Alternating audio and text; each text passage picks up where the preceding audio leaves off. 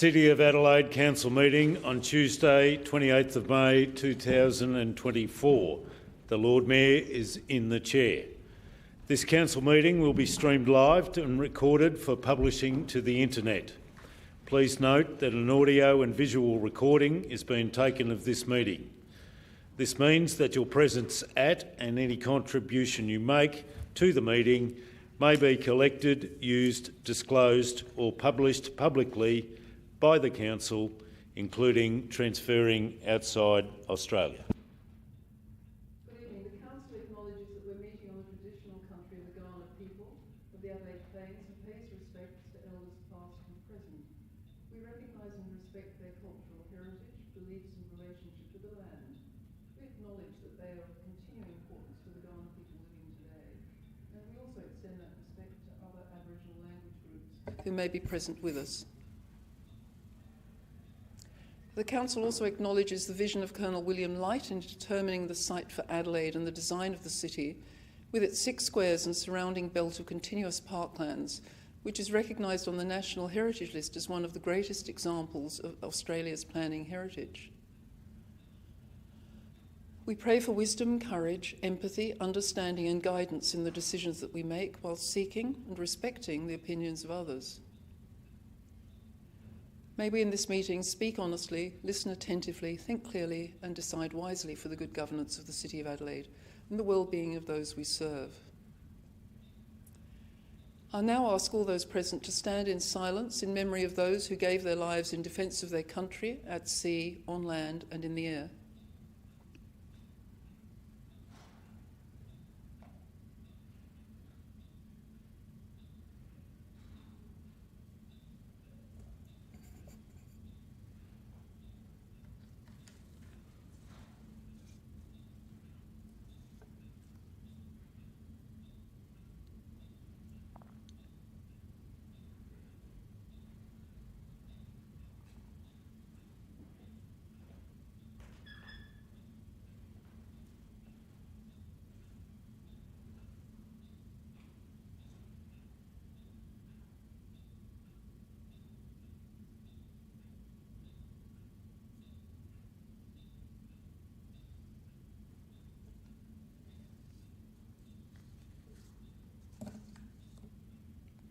Thank you. Please be seated.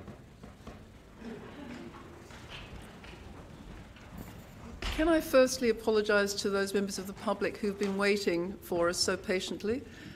We're properly constituted because we're allowed to start 30 minutes late, but I'm very sorry that so many people have been waiting for us. I apologise. I also have apologies from Councillor Giles and Councillor Lee, who are on leave. Could I ask if someone would confirm the minutes? Councillor Abrahimzadeh moved, Councillor Noon seconded. All those in favour? All those against? That's carried unanimously. Thank you. Does anyone have a declaration of conflict of interest?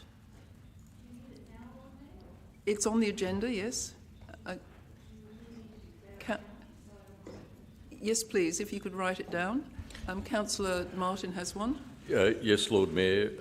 If the matter dealt with through the recent committee is tabled, then I will declare a conflict of interest in respect of that part of the agenda dealing with part 1 and part 4, I think. Thank you. Councillor Kouros. I have a general conflict on item 7.3 of the agenda. Our family business owns a satellite business. Thank you. You have a general conflict and one of a class. Sorry? And you're one of a class. Thank you. And the last item for me. The last item for me. Councillor Davis also has a conflict in the last item for the reason that we know and have discussed previously. Thank you, Councillor Davis. I'll now move on to the deputation. And could I ask Joyce van der Sman if you'd like to come forward? Thank you. Thank you very much for speaking to us. Before you begin to speak, I know the issue that you're going to discuss, and we have a motion on the agenda at the end, so I'll seek leave of the meeting to bring that forward so you can see it discussed after you've spoken to us. Thank you. So you have 5 minutes, and please begin when you're ready. Lord Mayor and Adelaide City Councillors all, my name is Joyce van der Sman. I'm from Sister Janet Mead's Adelaide Day Centre for Homeless Persons. And I make this deputation to support your consideration of naming a street for Sister Janet Mead. For 65 years, Sister Janet's life touched nearly every aspect of this city's life. As a music teacher at St Aloysius College in the 60s, 70s, 80s, she taught thousands of students and worried when the students left school that they'd lose connections. She started the rock masses in 1972. Thousands of people would gather weekly, and the weekly masses continued, not with quite so many. But the music was always the draw card, and many people used to ask her for copies, and she was forever making little tapes. So she accepted Festival Records' idea about recording them gladly for easy access for lots of people. And of course, when that recording and the many records that followed were famous, that was a total surprise to Janet. Instead of seeking the spotlight for herself, Janet used this extra platform to be a voice for those who had none: the homeless, the poor, the isolated. And in 1985, having retired from teaching, she started the Adelaide Day Centre in Moore Street. Since her death in January 2022, this is now called Sister Janet Mead's Adelaide Day Centre for Homeless Persons. And at this centre, homeless people get food, find support to get shelter, but most importantly, they find a community activities program to address the causes of their isolation or homelessness. So we do gardening, furniture making, cooking, crafts, all sorts of activities in a social setting. On winter nights, our soup van goes out to the squares, and daily food parcels are made and delivered at the centre. We're collecting food from the market, from all sorts of places around the city. And at Christmas time, some of you have participated in the 2,500 hamper boxes that go out. Aboriginal people and refugees were particularly close to Janet's heart, and all of the many activities actually worked because of her goodwill and the trust that she engendered in people. Janet was committed to compassion and care for everyone equally. In her own words, sharing life with the disadvantaged means that we all can grow to our full potential together. It's hard to describe, but I hope you feel it from what I'm saying. Her whole work was dedicated to making people feel connected. Whenever anyone came from another culture, she used to say, keep your own values. She always said to every single person, you have gifts to offer. Every person is important for what they can offer to make the whole community alive. We all need everyone's contribution, not for our own individual gain, but so that the whole community we're part of is uplifted and feels stronger and better. You probably can guess what I mean, but it's not often said anymore, and she was brave enough to say it. So against that backdrop, I'm so glad that you're considering naming a street for her. For people that met her, they think about her laugh, her smile, her contagious sort of energy and vitality and enthusiasm. It makes them feel stronger and better just to think of her. I know Jane often had very robust conversations with her. For those who don't know her, they'll feel inspired to learn about her.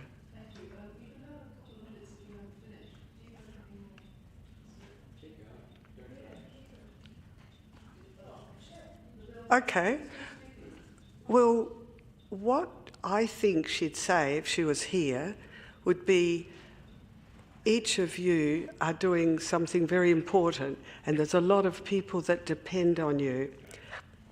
But there's also a lot of people that want to contribute, and they want the chance to contribute. They want, the poor don't want to have a handout. They want places where they can offer their services.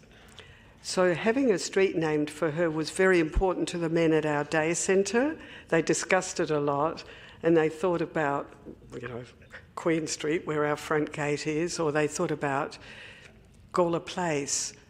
Apparently, that was where Janet used to run up and down getting the music and getting the instruments and getting the kids to concerts.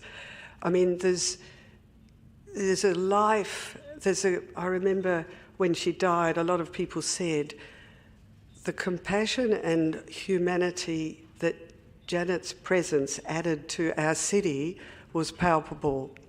And I wish you could all feel infected by it, because it's made us able to continue her work in a very humble way, but in a way that I hope you all honestly feel connected to. So you're all invited to come and do hampers, and if you've got questions, please ask them. Thank you, that's very kind of you. I think it would be appropriate if we moved into the matter before the council, which is actually voting on the motion that was put forward by Councillor Martin. So can I just seek leave of the meeting? Is everyone happy if we bring 17.2 forward? Yes, we are. So Councillor Martin has the motion. Councillor, are you seconding it? And seconded by Councillor Snape. So Councillor Martin, would you like to? Yes, thank you. And Joyce, you're free to sit down now. Thank you. Lord Mayor, look, this motion is the consequence of a public conversation that began following an interview on ABC Radio about the possibility of honouring Sister Janet Mead on the 50th anniversary of a recording of the Lord's Prayer, which was phenomenally successful, not only in Australia but around the world, and which for the recording produced a Grammy Award and a gold record. It was a phenomenal success. It was suggested during the radio discussion that as a UNESCO City of Music, the City of Adelaide should honour this achievement. And Lord Mayor, the achievement would, in my view, warrant consideration of honouring Sister Janet Mead with the naming of a street. But without wishing to diminish the achievements in music, I'd like to suggest to members that Sister Janet's contribution to the community of Adelaide was equally, if not more important. There was in her life great fame, great attention, but when that all finished, Sister Janet Mead came back to Adelaide in the mid-80s, as we've heard, and considered her future, and with a colleague established the Adelaide Day Centre for Homeless Men. And through that centre dispensed 4 decades the assistance that was required by so many needy individuals in the city, literally thousands and thousands of men. They came to the centre looking for sustenance, and they were given that, there's no question about that, but they were also given much more. They were given dignity, they were given skills, they were given purpose. I remember meeting Sister Janet Mead for the first time when I stood for council in 2014, and she was keen to show me around the centre. And the centre was staffed by many of the people who'd been helped by the centre in the most unusual ways. And I remember particularly the pride with which I was shown the furniture repair and restoration area, where furniture was repaired so that it could be made available for the use of homeless people who were ultimately housed. But that diversity of enterprise at the day centre was just the start of it. The centre, as we all know, runs a substantial, may I have a bit more time, Lord Mayor? Runs a substantial garden within the parklands through which it's able to produce the food which is then distributed to the community. That is distributed not only through the meals that are provided, but also through the soup kitchens that were run and are still run in the City of Adelaide. The centre's played an enormous part in ensuring that people receive the medical attention that they need, ensuring that they get to appointments, that they see the people that they need so that they can be repaired and their lives repaired at the same time.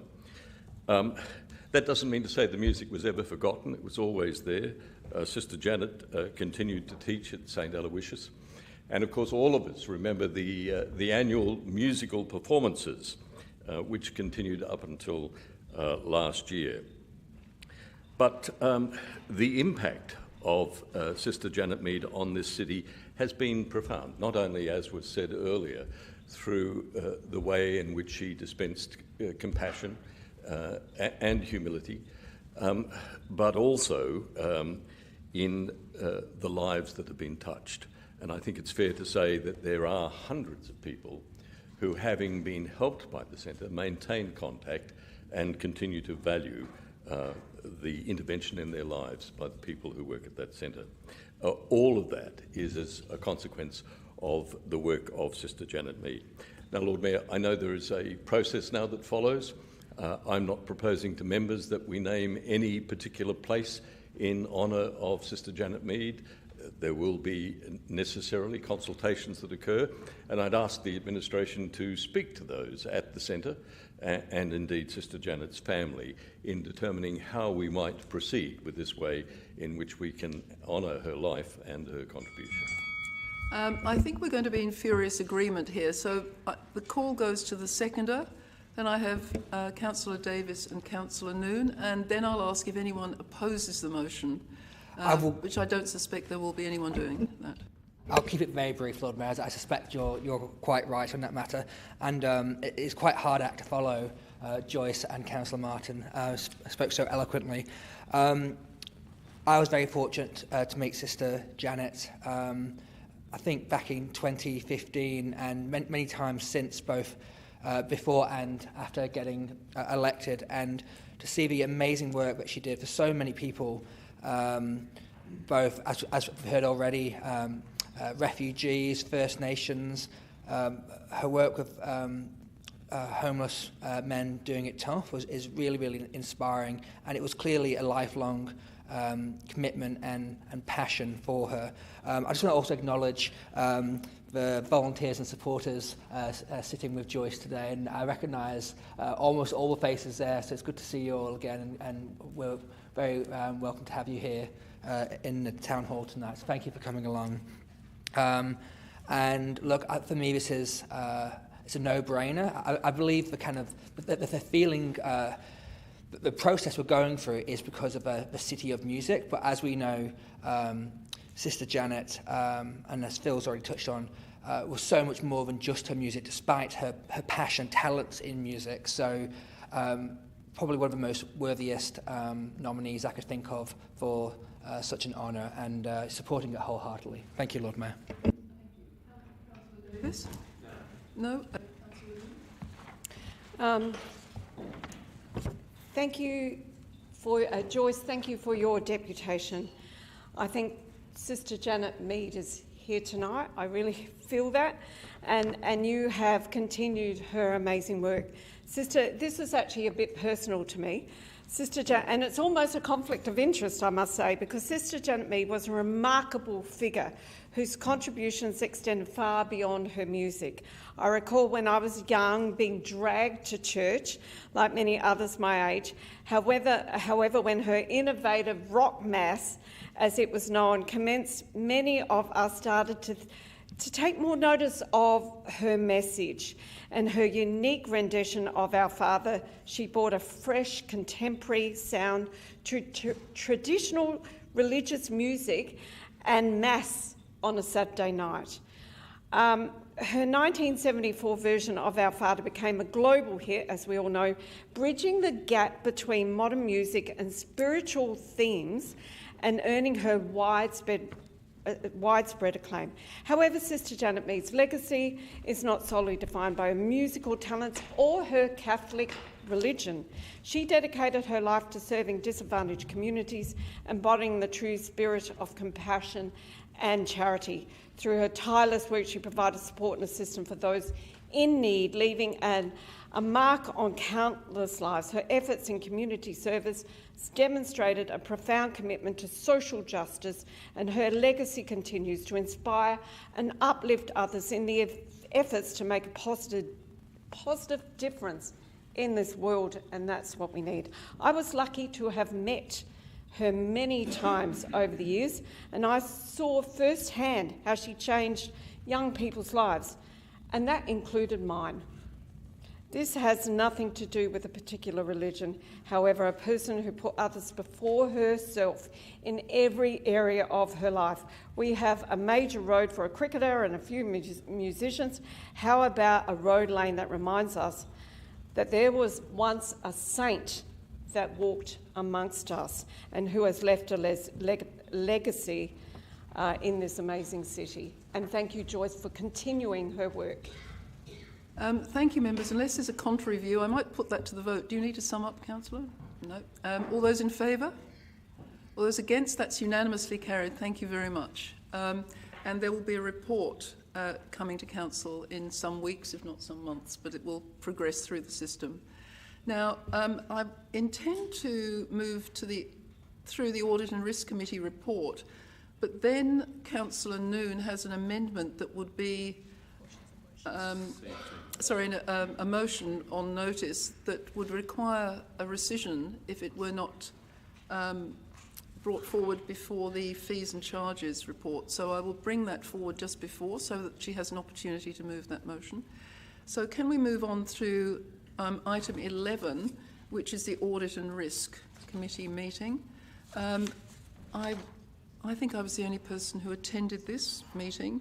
And the committee made several complimentary comments about the budget. They went through almost every line and found some technical improvements to the language, but not the numbers. But we're only being asked to look at the Q3 budget update. So that's recommendation 1, which relates to 6.1. Would someone move it? Moved by Deputy Lord Mayor, seconded by Councillor Martin. Is there any debate on that? If not, I'll put it. All those in favour? Those against? That's carried. Thank you, members. We'll now move on to 12. And we have to be careful with these items. I will bring forward the fees and charges between 7.2 and 7.3, the motion on notice from Councillor Noon, so she has a chance to change the fees before we set it in concrete. So now we have a whole series of items that came before City and Finance. I would suspect that there might be debate on 7.2, 7.3 and 7. We have to discuss 7.4 because that's appointing members.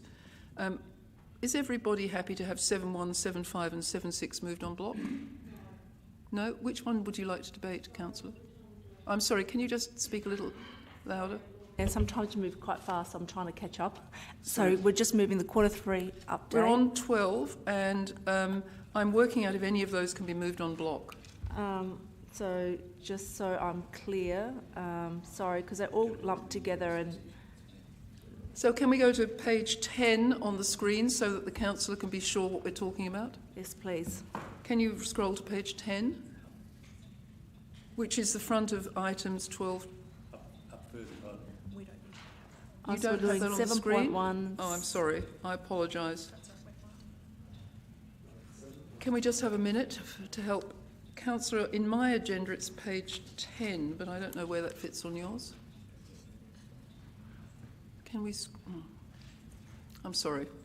So is that the civic recognition one as well? Sorry, Lord Mayor. Yeah, I would like to pull that out, please. Only the civic recognition, that's 7.5 on the item 5 on this agenda. If there's no other discussion, I think, shall we... No, I want to talk to 7.1. You want to 7.1? Yes.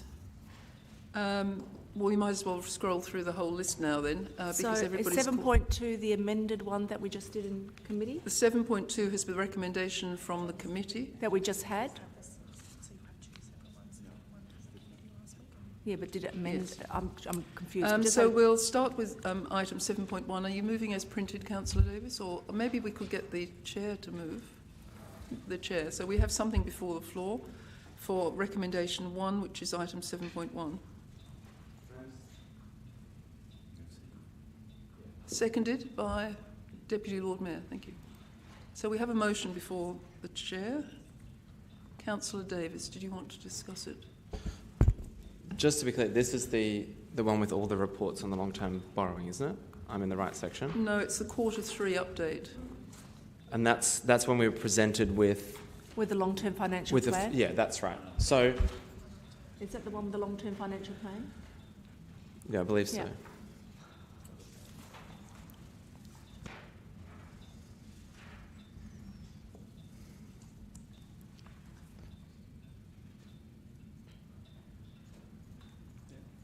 This is Q3 update. It has some data in the long-term financial plan. Page 55, for example, is in this item.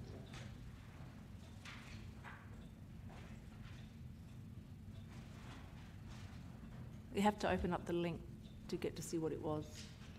Yeah, to go back and forth. Page 55 is in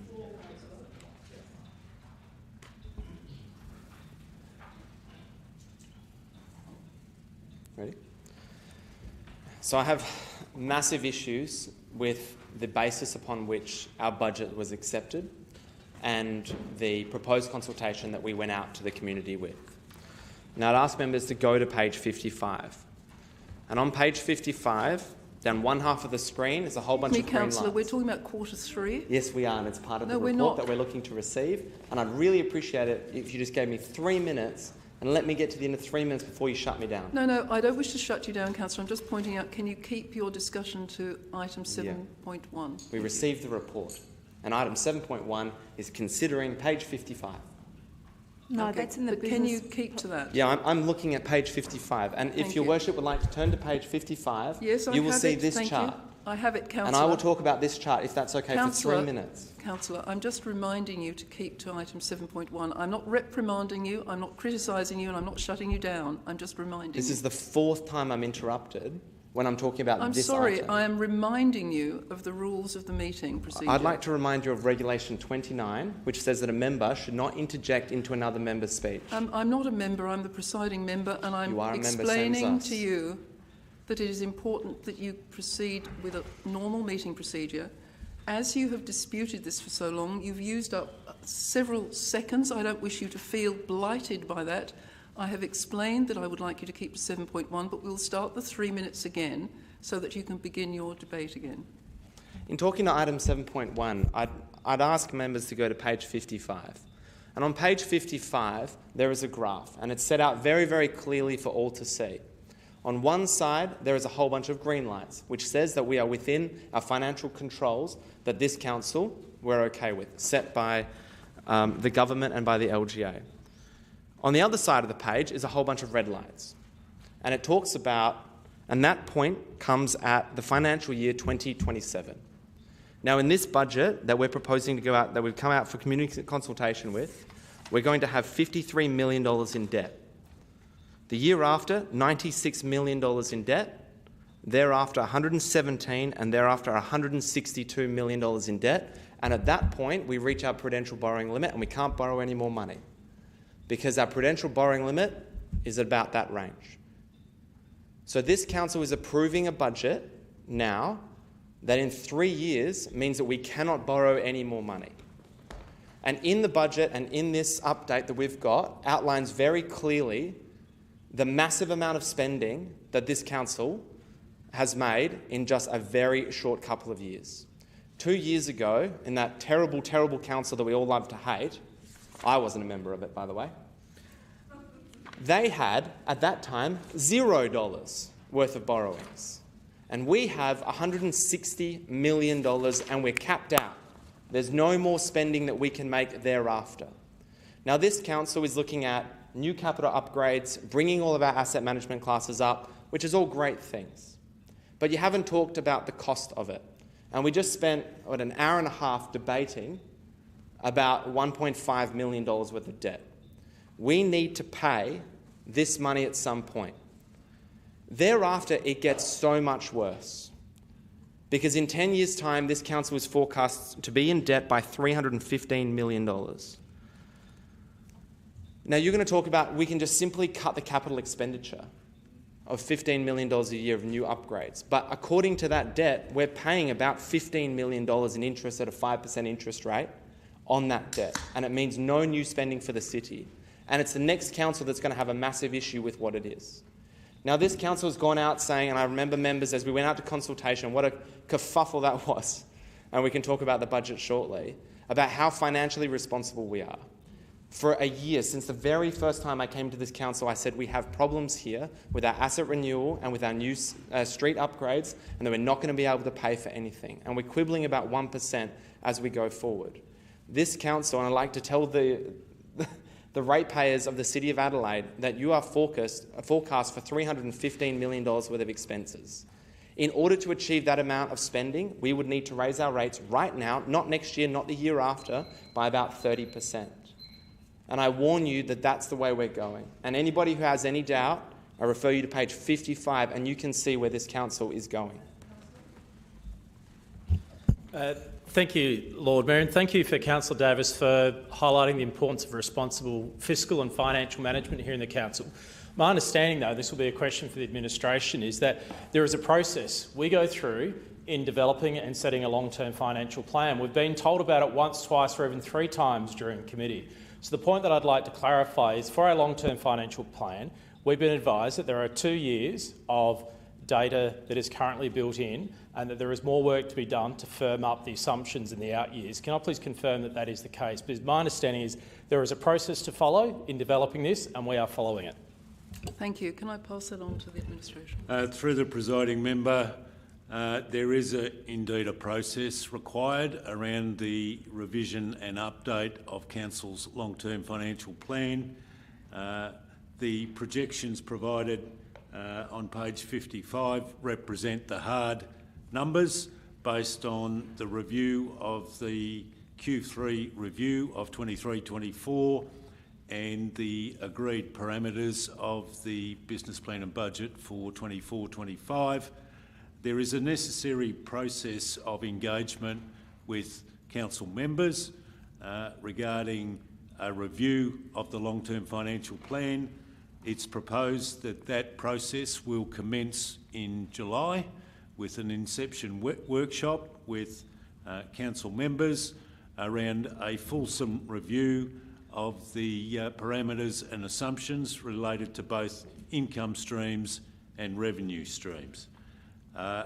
Quite clearly, the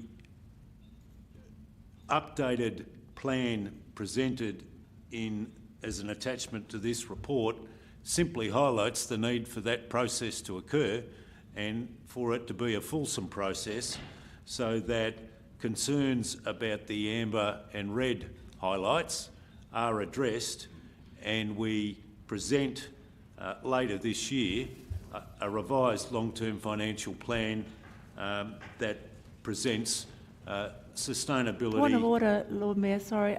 Is CEO entering into a debate or... I'm answering the question. I think he's answering the question because Right. there is some confusion about when the long-term financial plan will be developed. He's certainly not debating. With a view to presenting a revised long-term financial plan to the Council in September or October this year. If you could just excuse me from the chair, I think there was an error in something that Councillor Davis said. I understood that the budget for 22-23 predicated a $38 million deficit, not a zero deficit.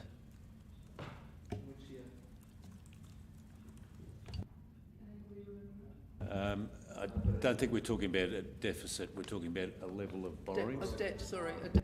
Yeah, if I through the presiding member, if I recall, and I will need to double check my memory, but the 23-24 budget had projected debt of around $38 million as at June 2024. Naturally, through the budget review process, and as we make adjustments to our capital and other expenditure, that projected figure does change. And the other issue that I think we have to contemplate is the challenge of the bridge and the weir, which is largely responsible for the long-term financial asset management deficit or risk that we face. Councillor Martin. Yes, thank you, Lord Mayor, for the opportunity to speak. Look, I read at the weekend that someone accused Councillor Davis of being out of touch. Can I just say he is not out of touch, but he is misinformed about the circumstances surrounding the City of Adelaide's finances. Our position is, as the CEO has explained, we have no completed long-term financial plan for the coming financial year. That will be attended to. I have a point of order. We actually have published on our website a long-term financial plan that shows that we'll be in $208 million worth of debt in 10 years' time. Can we just clarify this? We have a long-term financial plan. We approved it last year. We don't have a long-term financial plan for the 24-25 year, which is what... Yes, we do.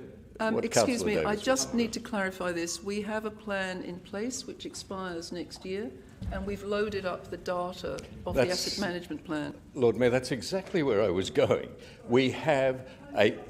Yeah, sure. Explain that. Please. Have I misconstrued that, Acting CEO?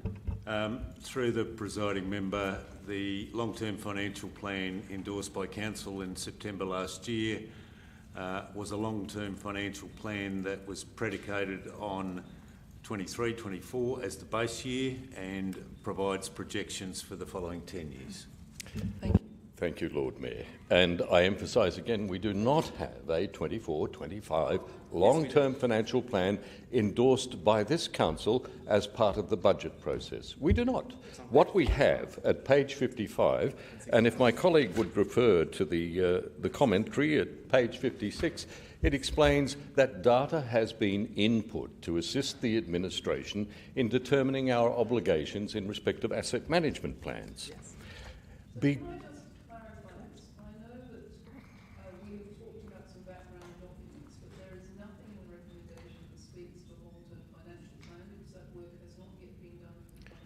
I'm getting there, Lord Mayor. I'm getting there.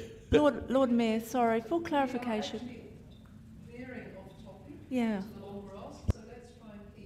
Sorry, for Quarter 3 update in the focus. Do you have a point of order, Councillor? Well, point of order, or clarification really, because it's getting very confusing, all the language here. We currently have a long-term financial plan on our website for 10 years, correct? Thank you. We understand that. Right, okay. So now can I let Councillor Martin speak? Thank you, Lord Mayor. And the long-term financial plan on the website does not contain the that is suggested here by Councillor Davis. The information which has been supplied is based on the latest information in respect of the asset management plans and, as far as we can gather, economic data related to inflation, interest rates, movements in wages and the like. It is a part-completed document. That is made clear, page 56. It was made clear to the Audit Committee, and if the councillor had read that, he would understand that that is the reason. It is incomplete. It has not been finished. So it is ridiculous to be suggesting, as I did read in media, that we should be increasing rates by 30%. Indeed, I even heard at committee tonight Councillor Couros advocating for rate increases. This council... Nobody has Lord Mayor, nobody has clarification, I did not advocate for a rates increase. Can we stop shouting? If you have a point of order, Councillor, can you please, Councillor? Point of order. I did not advocate for a rate increase in tonight's meeting. I think that we can sometimes be misconstrued in our language. Some of us misunderstood. Thank you. I must have misunderstood too, Lord Mayor. I heard the comment and I thought she must have meant that, but obviously not. Lord Mayor, the commentary around here at this time is misleading. I'm reminded of the fable of the boy who cried wolf. Wolf has been cried so many times. I have a point of order. We were presented with a report, and this goes to. It criticises the administration unduly to say that the report that they prepared on page 69 is crying wolf. It is their best estimate of our current projected borrowings. It's a criticism of the administration's work to date. What extraordinary behaviour, seeking to suggest that I am criticising other people when I'm addressing his commentary. It is appalling. It's behaviour that I'm used to. Lord Mayor, our circumstances are such that this council has restored financial responsibility to the governance of the City of Adelaide. There was none. We were in a terrible mess. Sorry, I'm going asset management plans. Just for a second. We had asset management plans that did not reflect the circumstances of the City of Adelaide. They were underfunded, undercooked, too little money provided. And here we are today having to play catch-up. Keep to the third quarter because we're going off into at a tangent. Sorry, Lord Mayor, could you repeat that? I am Lord Mayor, and look, I confess that I am, but the provocation was extreme. I know you couldn't resist it, but I please couldn't try. resist it. Lord Mayor, I would ask members to ignore the commentary that they're hearing from my colleagues. It is incorrect. Our financial circumstances are much better than they have been for some time. And for that, I thank the administration, not only for their diligence in finding a path ahead, but being able to report accurately and truthfully the financial circumstances in which this city finds it. May I just refer members to the asset management plan that's coming up tonight. It reflects well exactly what's been happening. In those dreadful years between 2018 and 22, the council then did not spend the funds that were required on asset management. The allocation of funds was around 69% of what was required. 69%. That was awful. Moreover, because of the delays, we're now burdened with a backlog of work and, in addition, rising costs, such that we have to find an additional $5 million, 4.52 to be precise, for the asset management plan for buildings because of that neglect. Members, the work that is being done here today is profound. It is correcting a path that was unsustainable. We are on the path to recovery, and we will fix the mess we have been left.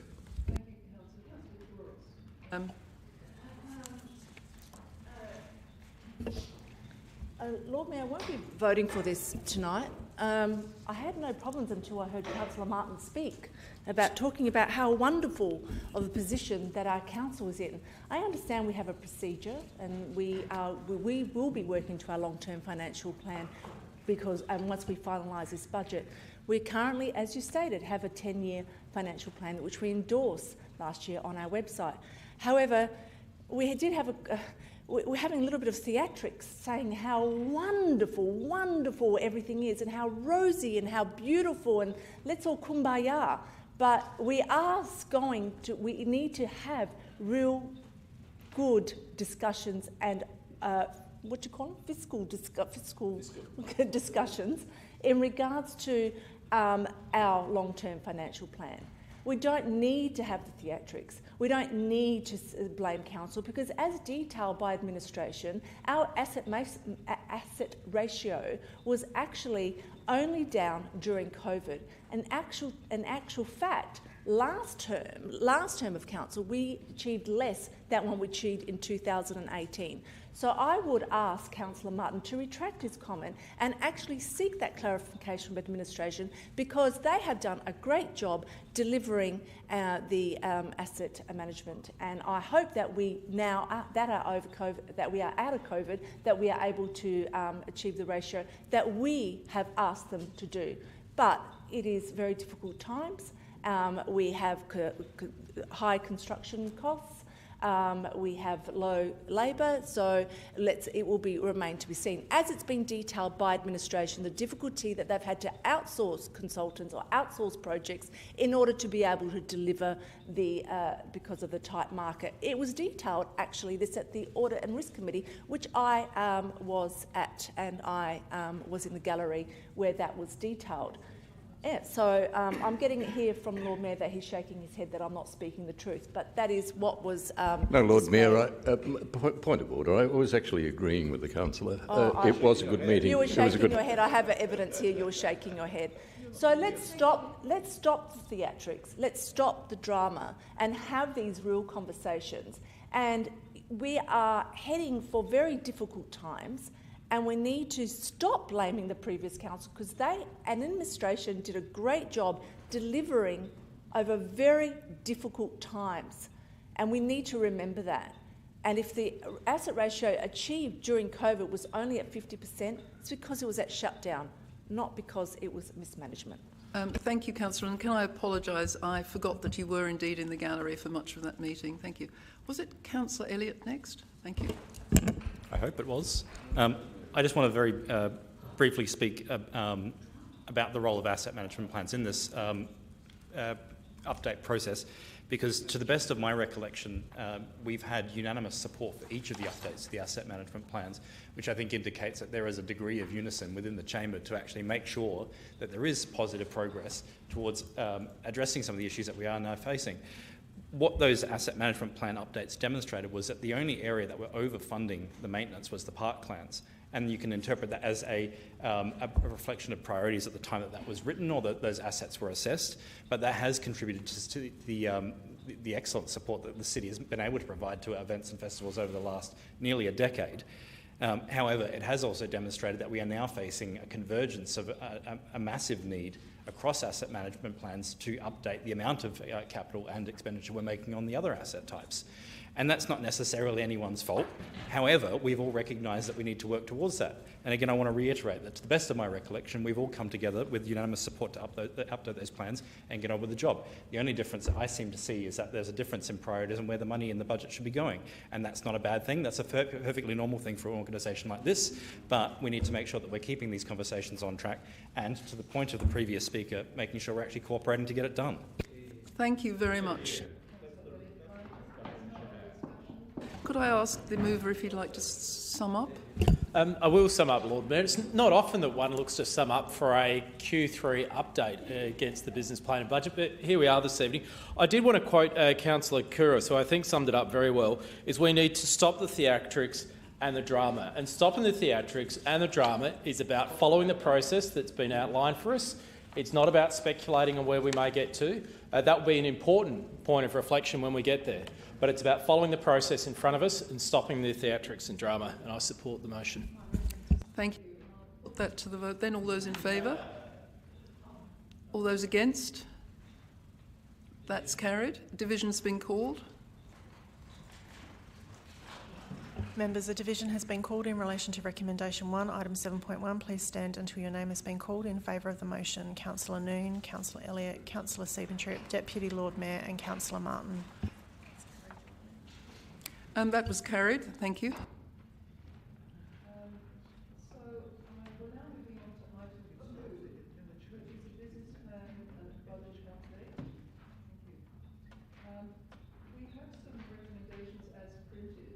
But I believe that they were amended so that we should not... No, that's a procedural motion out of the... Okay, I apologise. We'll have a procedural motion from the last committee meeting, and that's just to reflect that we were noting feedback and noting the savings identified. So could someone move that?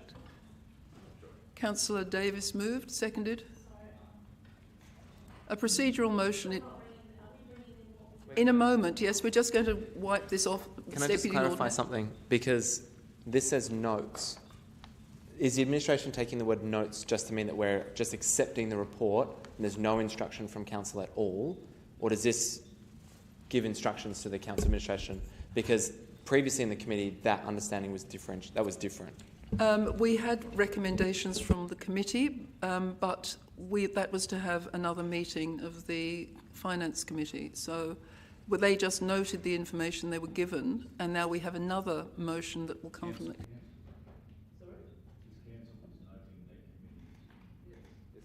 The word notes mean not doing anything. That's right. So with your agreement, we'll move that motion. All those in favour?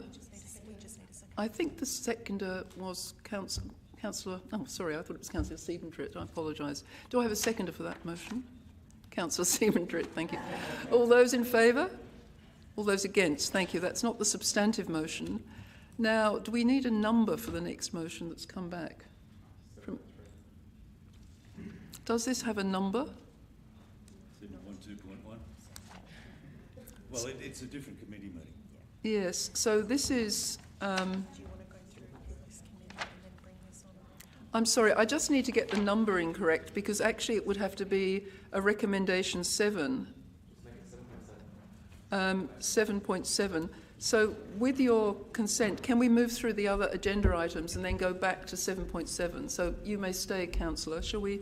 Thank you. Before we move into fees and charges, I can seek leave of the meeting to bring forward Councillor Noon's motion about Parklets, which is 17.3, because otherwise she'll lose the opportunity. So do I have the leave of the meeting to bring forward 17.3?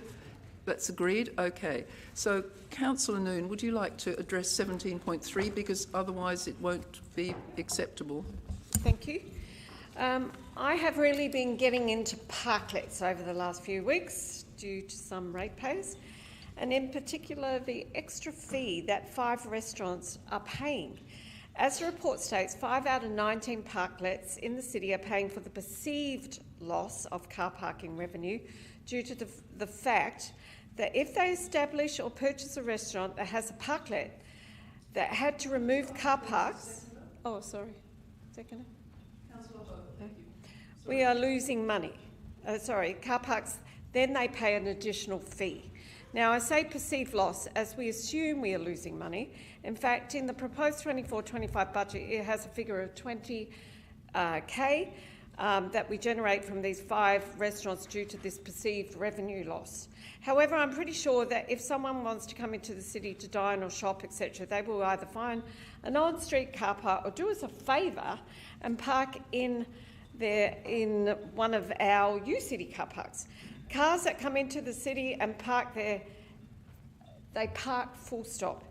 The only revenue that we lose is if a park their car in a competitor's car park.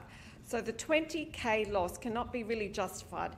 And I think there is a potential that council is actually double dipping here. And we are also talking about 30-minute car parking spaces, so not really assisting any restaurants and businesses until after 6 p.m, which is then free, so no loss of revenue for the council. And actually, if people are looking for a car park to seriously dine or shop, if they can't find a free car park, they will need to put it in a car park, or even consider, hey, public transport.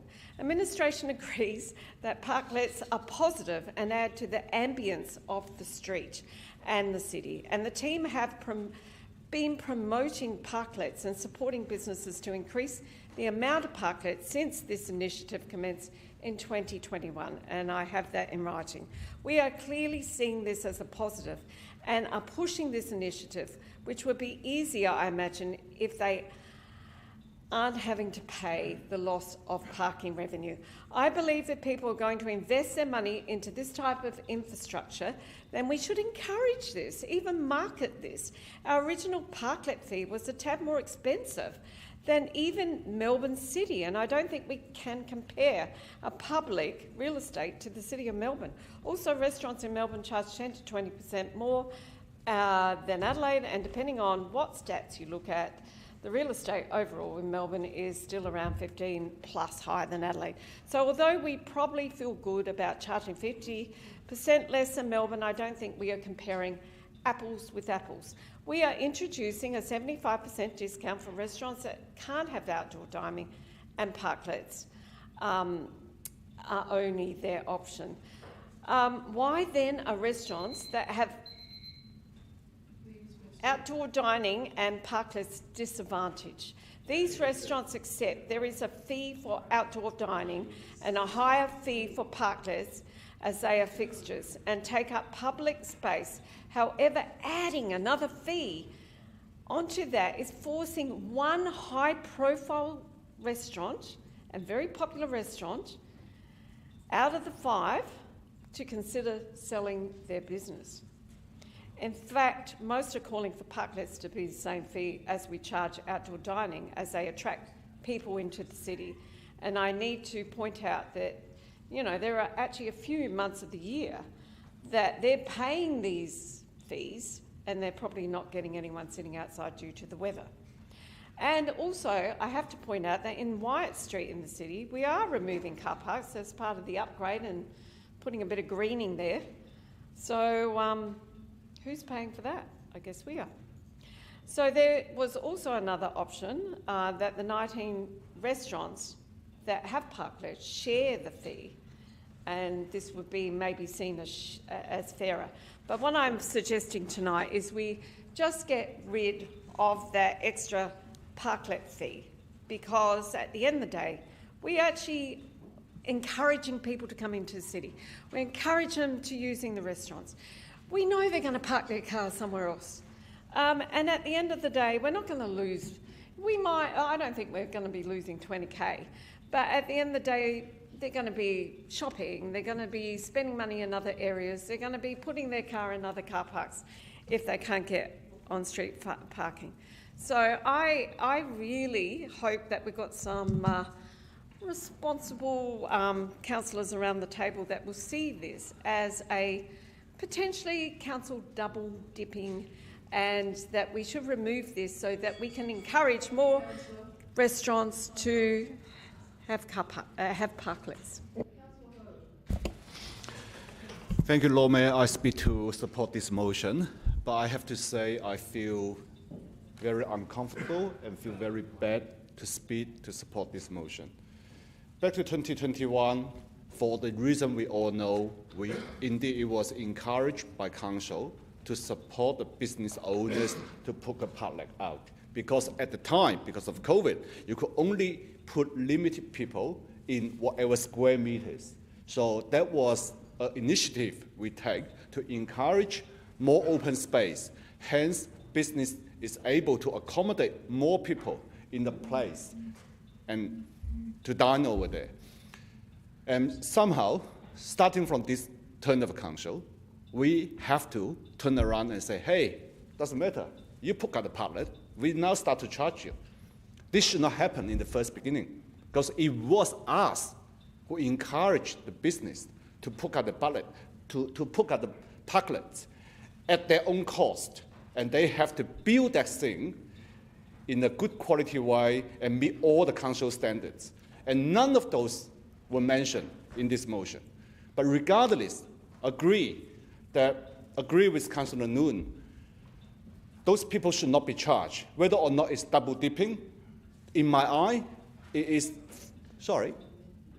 Shut up. In my eye, this should not happen in the first beginning. These people were encouraged by council to put up the parklets, and we should not turn around and say, hey, now we want to charge you. All right? So on one hand, I will support this motion, but I have to say, I don't even believe that we should start to charge it in the first beginning. Thank you.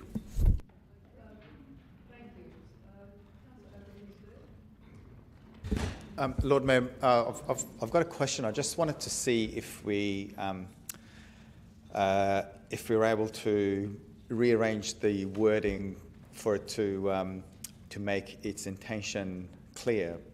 And I'm happy to be corrected here. English is my third language. I'm having trouble following the motion and the intention here. As I understand it, and some councillors do this traditionally, they put a preamble. So I recommend you ignore the first paragraph and just focus on the additional fee charged to parklet operators. Well, no, just ignore it, because it's a preamble. It doesn't actually help the administration. The actual motion that matters is additional fee charged to parklet operators be discontinued commencing the next fiscal year, and this change is reflected in the fees and charges section of the budget, which will be a reduction to this line item of 20,000. So it's only the second paragraph that's relevant in the motion. So then should it be that second paragraph, should it be, if we're starting from the top, that council discontinues the additional fee charged to parklets? So is that? Yes, I just read it as a chunk, and well, to be honest, I sort of zigzagged a little bit. Resolve that. It could be in better English, but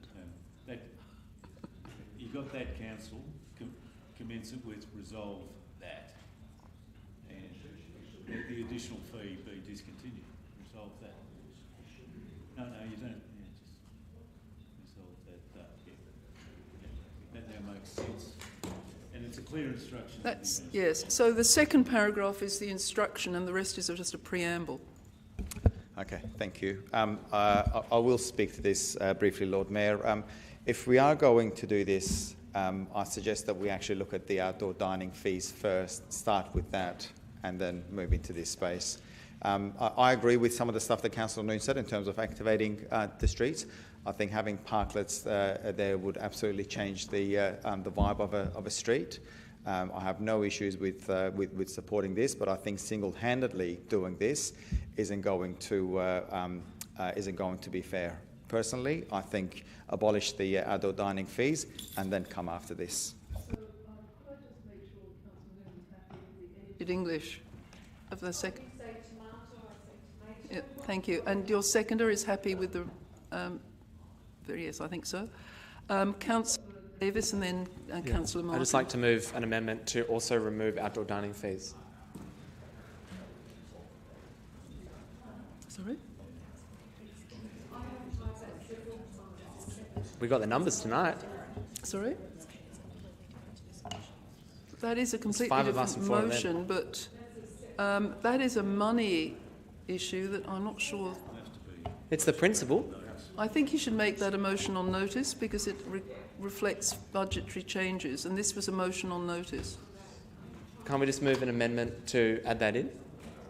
I don't think we can. Can I have some advice? Through the presiding member, it doesn't provide your administration to provide meaningful advice about the possible impact of such a change to the fees and charges schedule. If we had noticed the motion, we would have been able to come prepared and provide advice to inform your decision-making. In the absence of that, you're flying blind. I'm okay with that. That was how much money, can I ask then, how much money do we raise from outdoor dining fees in a year? Yeah, through it's about 525. So I think that we should avoid giving away more money because we're already constrained. And I know that people love to give things away, but I advise against that. Councillor Can I speak to the motion then? You can very well speak to the motion. I thought Councillor Noon's speech was amazing, and I don't think I could have written it better myself, and perhaps in ways I did, in the term double dipping and most of the justification for this. The entire purpose of this, I believe, is, as Councillor Noon said, is to get people into the city, and a number of us have been campaigning to not reintroduce outdoor dining fees for that exact same purpose for a number of years. So I'm disappointed the motion only focuses on such a small subset of the community. $20,000 is not really going to make any impact whatsoever. What really is, but I'll vote for it, but because it's a very small step along the way. What really the city needs to do is remove outdoor dining fees. We have massive commercial and retail vacancy rates within our city, and we have restaurants that are really struggling at the moment with less people coming into the city. I know they're about to cut about $1 million worth of activation funding that AIDA was AIDA. Could you stick to the parklets, please, Councillor? Yes, I'm advocating that we remove this because we are about to cut a lot of money, and the city residents are going to find it even harder to run their businesses, and we're going to have even more vacancies in our restaurants. And so if we think that $20,000 is going to cut the mustard, it's really not. I think in a couple of years, as more and more restaurants continue to close, because we've reintroduced outdoor dining fees, we've cut their profitability when the city is absolutely struggling and our streets are vacant in many ways. And we've got people from AIDA talking to us at that conference saying that the number one thing we need to do is create vitality and vibrancy in the city to bring back commercial tenants, to bring back people in the city. We're about to cut about $1 million worth of funding for that type of activity. So I'm happy to support the 20K. We've just got $980,000 to go. And we can discuss that, I think, at 7.7, but I'm very sad I couldn't move my amendment.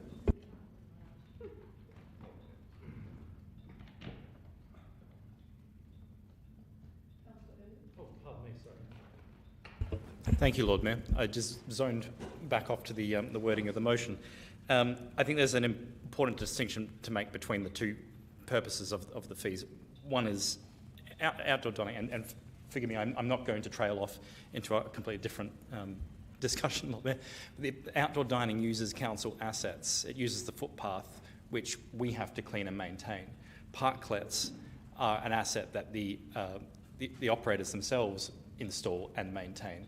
So that means that the outdoor dining costs are effectively asking the ratepayers, all ratepayers, to subsidise the commercial use of public space that then they have to pay to maintain, as opposed to the parklets, which the operators pay to maintain on our road, which is a different asset. So it's responsibility for the asset types. That is the distinction between these two fees. And because they have different functions, I don't see any reason why, and I know this, we've already resolved upon this, why outdoor dining fees should be part of this decision, because they are different fees completely. I think this is one of those things that provides an attractor to the city. It is one of those things that increases the vibrancy. And I do think there is a good case for double dipping if we're asking someone to pay for the use of the asset and then also to compensate for the revenue loss, which we've established is not very much at all. It's the vast minority of these operators are actually occupying paid parklets, and to that effect I would say it's a far better use of space, not even just outside the social economic dimensions. It's just a far better space of our streets in the first place, and in that case I'm happy to support this. Councillor Kouros, and then I think we might put it to the vote because I think everyone knows what they're going to do. Councillor Martin. Sorry, Lord Mayor, you did acknowledge me earlier, but that's all right. Look, I did want to ask a couple of questions of the administration because I'm not clear enough on this to be able to vote. Councillor Ho said that the operators of parklets paid all of the costs associated with them. Well, through me, I'll ask the administration if they can give us the history and the investment costs, or who paid. Thank you. Mr. Aredes. Thank you, and through the chair, if I take the question to be contributions to the actual physical asset that's put in place in the parklet, just to go through some history, parklet fees, the fees themselves were waived during COVID. That was a 50% discount rate. With regard to the actual infrastructure, thank you, just getting clarification, the operator pays to install the infrastructure. Thank you. And what is the fee based on and what is it? It's a square meterage. And that fee is how much a square metre? Between $2,000 and $8,500 for the 5 parklets that occupy parking space. So I was trying to get CEO the square meterage. I think it's $50. What is the cost?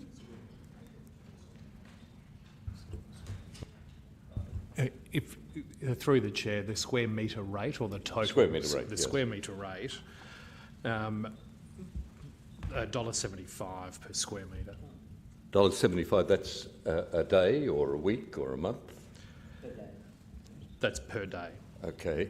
And as I understand it, it was a decision of this council last year to reinstate the fees that have been waived in council at the rate of 50%. So it would be 50% of $1.75 a day. That is less than 90 cents. No. That's less than 90 cents a day, is that 88. 88 cents a day? I see. Less than 90 cents, yes. Lord Mayor, may I speak to this? I don't think you have spoken yet. No, I haven't spoken. Look, I understand that Councillor Noon represents businesses in this city well, and I congratulate her for always considering their interests. But, Lord Mayor, in this circumstance, I think that we have a problem in as much as we can understand where this is going and the precedent it will set. Already we've had members, including Councillor Davis, insisting that this is the first step in, again, waiving outdoor dining fees. And I know that there are councillors who believe that we should do that. And the city should waive the $500,000 fees associated with it. It is an irony, of course, that the same councillors are advocating 30% increases in rates, which staggers me. But nevertheless... Point of order. I never advocated for a 30% rate increase. It's on the radio. And I said, I heard it on the radio. I said that would be the required spending to pay down a debt of $315 Thank you. million. We understand how difficult it is when you're misquoted. I misunderstood again. I could have sworn he said, let's raise the rates by 30%. But anyway, I stand corrected.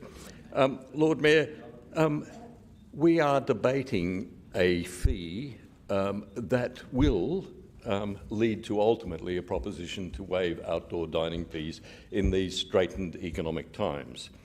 And the grounds on which we're doing this is that there are many businesses in this city that may go to the wall because of the 88 cents a day that is being proposed as a fee. I think 88 cents a day is a pretty reasonable compensation for the use of public space and the waiving of the use of that space for whatever purpose. There's an important principle here. These spaces belong to the ratepayers of Adelaide. If they are to be leased for commercial enterprises, and that is possible, we all agree to that, then there must be fair recompense to the ratepayers of Adelaide for the use of their assets. What is fair? Fair is probably a bit more than 88 cents a day. I ask members to consider this very, very carefully. It is a trifling amount, almost laughable to suggest that a business will go to the wall by paying it, but additionally it creates an inequality that Councillor Abrahimzadeh identified, and that is that if you're allowing one class of restaurant or catering business to have a fee-free environment, how can you possibly then contest another business, such as Councillor Kouros's, saying, I want free outdoor dining as well? That's the dilemma that's been placed before you. I invite you to consider that seriously, and I do hope that in the light of the information that's been provided to the administration, that you will vote against this. So I think that the debating, Councillor Noon, do you need to... Oh, I'm sorry. Sorry, Councillor. I'm just optimistic. Thank you, Lord Mayor. I feel that this motion is about pick and choose which businesses you'll support. So this motion is asking for the parklet operators to be supported because they feel, as Councillor Martin said, the 88 cents a day will destroy their business. But the businesses that have probably lost revenue because their customers can't park in that car park could be costing them more. So I just feel that we're going around this all the wrong way. I feel that we are not looking at this as in a really big picture. We have got businesses that do have outdoor dining that actually keep it clean and work hard to keep it clean, and they have got a responsibility to do so, just like the people with Parklets do. This program was set up for vibrancy, and the fee that was associated with it as we went on was to have fair equity amongst all our businesses. That's what it was all about. Now, I understand that we're heading towards a possible by-election, and I don't want to sit here and support motions that are there to help support the recognition of any councillors that might campaign in a by-election.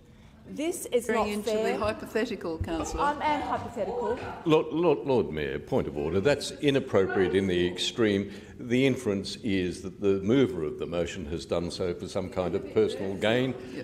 Thank you. I ask that it's withdrawn. I've made the point that the councillor is veering off into the hypothetical, so can we just stick to the motion? I think that we need to have a fair and be fair and equitable to all our businesses. We don't do that. We don't look at the outdoor dining for hospitality businesses that bring vibrancy to the city. We're only narrowing on the parklet operators. We are missing out on the car parking spaces, missing out on potential customers to other surrounding businesses. And I don't feel that this is the right way forward in regards to ensuring that there is, as I said, fair and equity amongst all businesses. Wow. Gosh. Again, stooping to the low point, I tell you what. But look, I totally support what Councillor Davis said when it comes to outdoor dining. I remember putting a motion forward in April last year, and it was only supported by Councillor Davis and Councillor Ho when it actually came to not reinstating outdoor dining. I actually think in these economical times that is not the way to go. But this is quite different. Parklets are quite different. I actually honestly believe that we are double dipping here and that we should be supporting our restaurants in actually having parklets. But if they have to remove these car parks in front of them, it's not going to be attractive to them. And I just get back to the City of Melbourne charge $621 per square metre per annum for parklets. City of Adelaide's fee rates equated to $638 at full rate. However, it is currently $319 per square metre, which is 50% discount. But you cannot compare Melbourne and Adelaide. That's probably where it should have been in the first place. I actually think an added fee onto an added fee is just ridiculous. And any time that I speak to people about this, they go, oh my God, that is council double dipping, because these people come into the city, they will actually find another car park, they will actually dine, they will actually go and shop, and parklets and, places like Jack and Jill's really encourage people to dine there because of the parklets and the restaurant across the road as well. I think this is something, and to turn this into a political thing about a supplementary election is just unbelievable, and it just is reminiscent of the discussion that we had about outdoor dining in April last year when the same councillor said the same thing. So I really would like to encourage that this is actually removed. This is an unfair fee that we're charging our ratepayers, our restaurants in the city, and it should be removed. This is not the first step into outdoor dining. I have tried to remove outdoor dining several times, but this to me is quite separate and it should be removed. It is just a logical step and into trying to support some of our restaurants and encourage other restaurants to actually develop parklets without having this extra fee, because they do actually acknowledge that that this is quite different to outdoor dining, that there is this is permanent, and this is almost a real estate, another lease that we actually have with council. Thank you, so, Councillor. Yes, please support this motion. So I thank you for your views on this. Let's move the motion. All those in favour of the motion on notice? All those against? Is that a tied vote? I'll vote against. The motion's been lost. So now can we move on to the fees and charges, recommendation 7.3. Is there any debate on this? Fees and charges.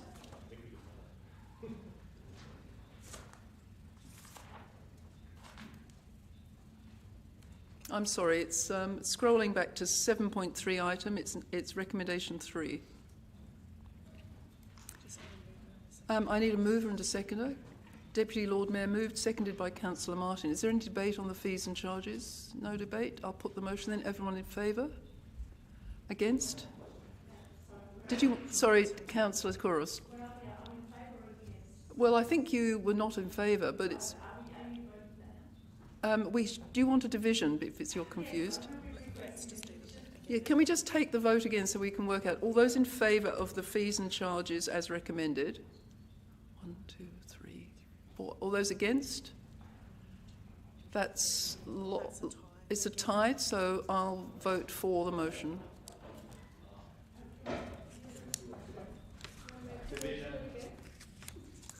We can take a division.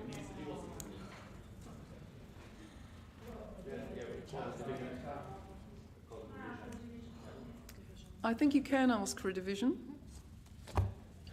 Members, a division has been called on recommendation 3, item 7.3. Please stand in favour of the motion until your name has been called.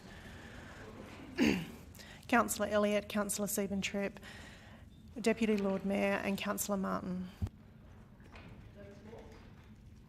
I think we'll have to have a reassessment of this because we can't have a budget without fees and charges. Acting CEO, do you have any advice? I think other than understanding, without any understanding of the lack of support for a particular fee or charge, all we can do is resolve to bring it back through the next committee cycle. Yes, and in the absence of a change, the old fees and charges are valid, are they? Up until the 30th of June. Okay, all right. If it assists the Chair, I'm happy to flag, but I'd be interested in moving a rescission motion at the next council meeting, if needed. I'm happy to move an alternative motion to this. That remove, with the amendment that we remove outdoor dining fees. And the parklets.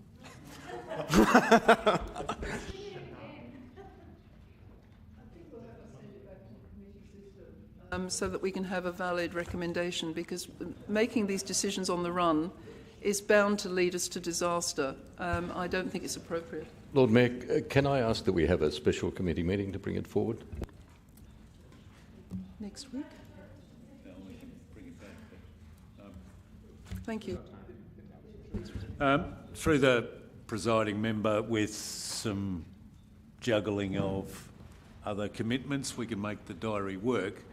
But in order for there to be a considered decision by the committee and the council, we really need some feedback around what are the fees and charges that aren't supported by council members. I rather would help support you, CEO. I'm still seeking some questions from administration that in regards to the fees and charges. And they haven't fully been answered as yet, so I'm not ready to vote, and I can't speak for all my colleagues that didn't vote for it, but I would appreciate if it comes through the next cycle in the meeting. So then I suggest we go back to the next committee meeting series and have an extra finance. Councillor Siebentrip. Lord Mayor, would it be appropriate for Councillor Kouros to share what some of those questions are? Because my recollection as Chair of the committee was that it was a remarkably uncontentious discussion at the committee meeting, so I'm curious as to what those questions My recollection was that you weren't allowed to ask questions in your committee meeting. Thank you, Councillor. Councillor Kouros, for clarification for Councillor Siebentrip, I voted against it because I was still seeking some information from administration. I still haven't got the full information as yet. Well, it would be good before the meeting that we had to have a list of all the issues that we need to discuss. So that item has been lost. So we'll move on now to the representatives on the AIDA Board of Selection. Can I have some... could I ask someone to move part 1, noting the amendment, and then we'll move to a point. So part 1, which is Councillor Abrahimzadeh, seconded by Deputy Lord Mayor. That's just an enabling motion, part 1. All those in favour? All those against? That's carried. Now can I ask that we have some nominations? I would like 2 councillors nominated. Deputy Lord Mayor.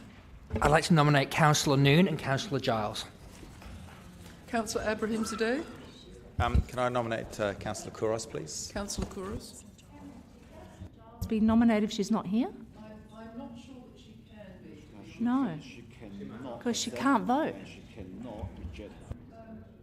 And you wouldn't have colluded beforehand.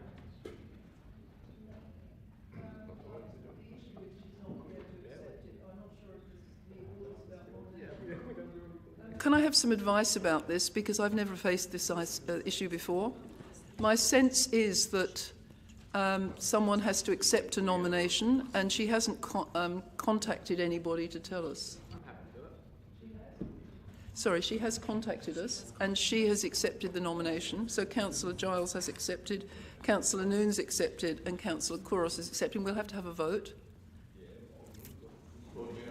I'm sorry, there was a conversation going here. It's very hard to hear. I'm sorry, I was confused about the ability to accept a nomination relating to Councillor Giles because she's not here to accept the nomination.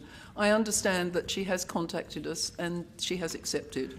And so the nominees are Councillor Kouros, Councillor Noon and Councillor Giles. That's right. And we are required to vote for two. Two. And with a cross, or would you prefer 1, 2? It says a cross. But Lord Mayor, can I just ask, Councillor Giles is not here to vote, so how? She's voting for herself. No. There's no funding for this. It's not a remunerated. But there are. If there's more than 2 nominations, she would need to vote.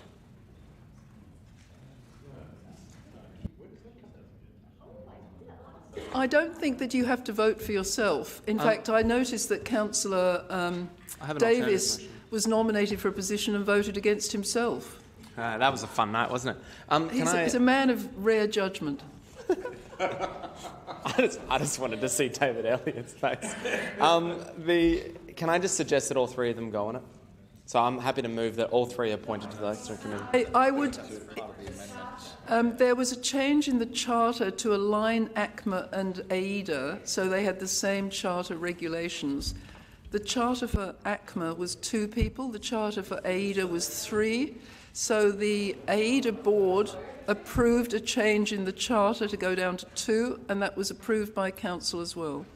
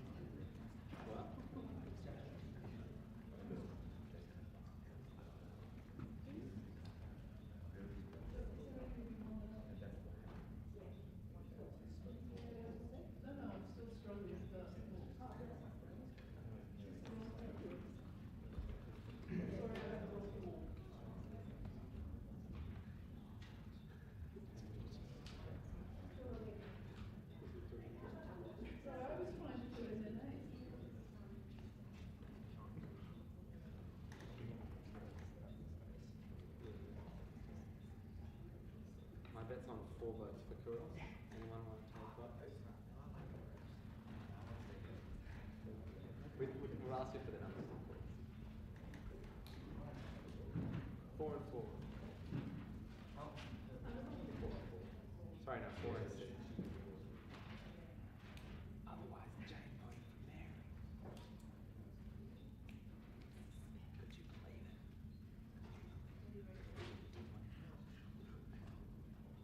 Wait, did we have to put down 2 crosses or 1? Oops.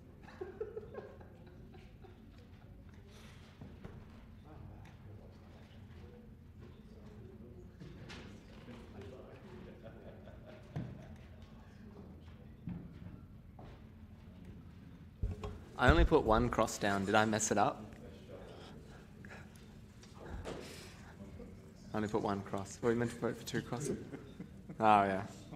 Well, you know who I voted for. Well, if you see one with 1, I'll put someone else. Who was the other one? Noon and Giles? I'll put Giles.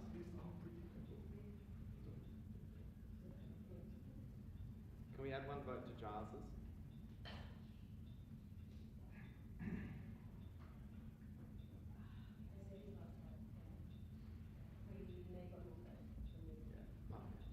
It could have been anyone, by the way. What do you mean?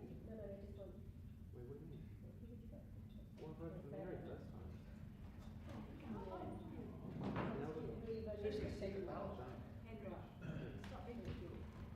Very transparent, this guy. No mastermind, that's for sure. I think we're going to have to appoint a returning officer. I'll do it. Also all of the votes, because I'm beginning to think that we're not capable of even considering such a simple matter. I got confused.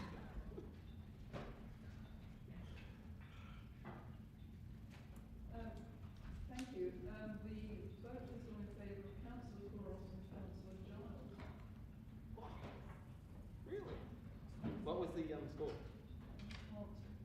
Yeah.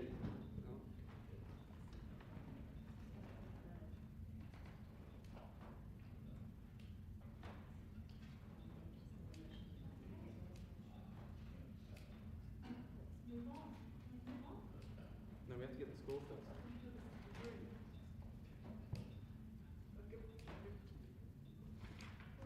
So this is an unremunerated position.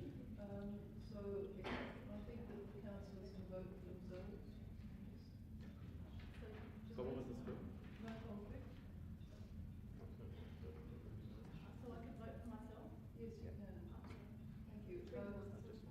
Motion as on the screen, part 2, points Councillor Couros and Councillor Giles. Those in favour? Hold on. There was a question. What was the vote count? You just vote, not the numbers. That's fine. All those in favour? Those against? Thank you. Division. Division? I called for a division. Seconder. Come on, guys. You don't need a seconder for a division. Okay, we've got a division call.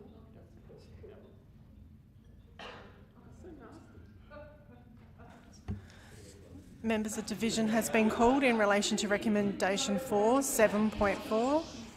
If you stand in favour of the motion of Part 2 to appointing Councillor Couros and Councillor Giles to the AIDA Board Selection Panel, please stand until your name has been called. Councillor Elliott, Councillor Ho, Councillor Couros, Councillor Siebentrip, Deputy Lord Mayor, Councillor Martin, Councillor Davis and Councillor Abraham Zadeh. Thank you. So the votes were Councillor Giles had 7, Councillor Couros had 8, and Councillor Lim had the residue. Which was? What was the residue?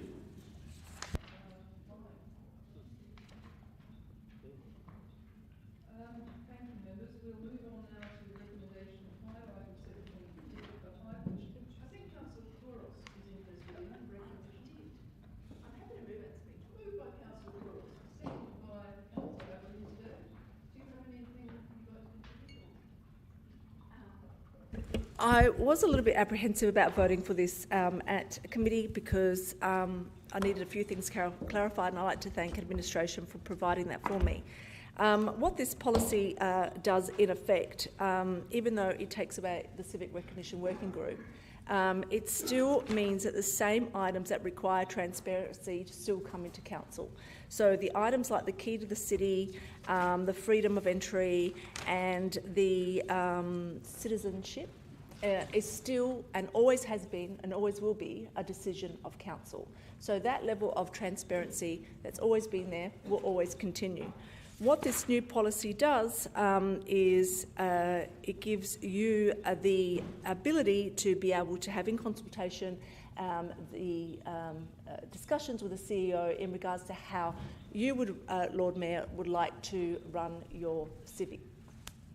So, which I believe that is within your right to do as a Lord Mayor and future Lord Mayors.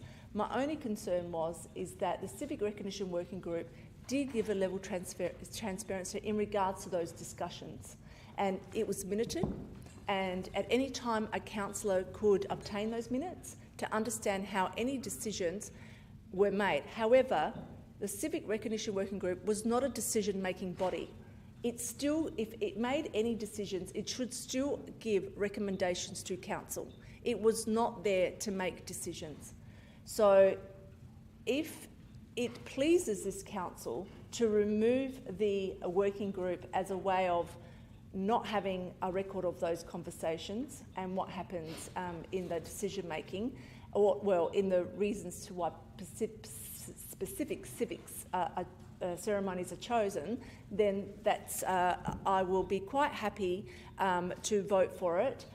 Because administration assured me that they'll assess it over the next 6 months to see how that falls, and then if there's any issues, they'll come back for a discussion on it. But I just want to rest assured, because there was a lot of commentary in the committee about backdoor agreements, about things not being transparent, but that's not the case. The items were always transparent, the decisions were always made through council, and any recommendations that the Civic Recognition Working Group wanted to give was through council. They never made a decision, as it wasn't a decision-making body.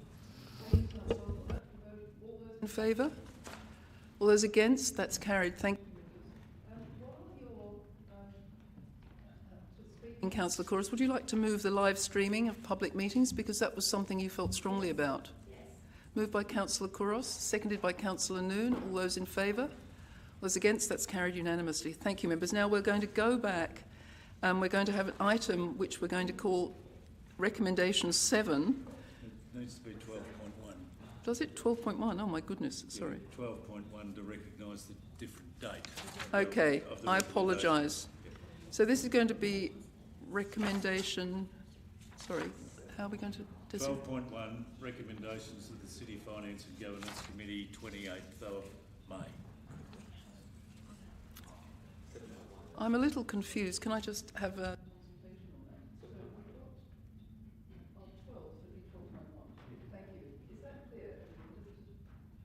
Yeah, but it's 7.1.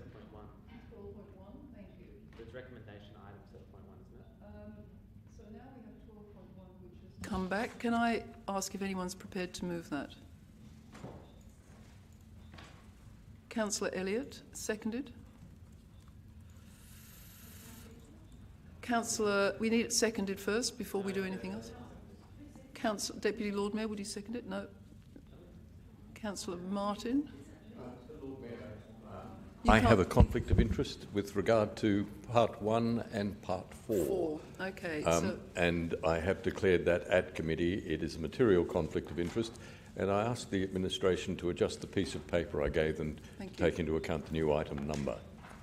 And I will leave the room until I'm asked to return. So thank you. Is there anybody prepared to second it? Propose an alternative motion. Well, can we just see if anyone will second this one? Councillor Siebentrit, seconded. I'd like to propose an amendment to the motion. What is the amendment? Just very simply, for part 2.2, the Main Street/Precinct Group funding fully reinstated provides 12 months of payments pending review.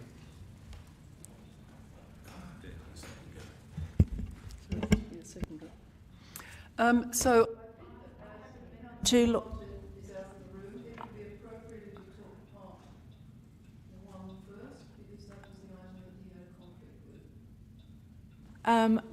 Lord Mayor, could I amend it as well, please? We're going to go through the same thing. Yeah, why not? Well, they didn't vote for it the first time. No, we haven't got to voting on it. We've just got the motion moved by the Deputy Lord Mayor, and it wasn't seconded by anyone. I would like to make an amendment, Lord Mayor. Can you just wait while... Sure. This one is seconded first.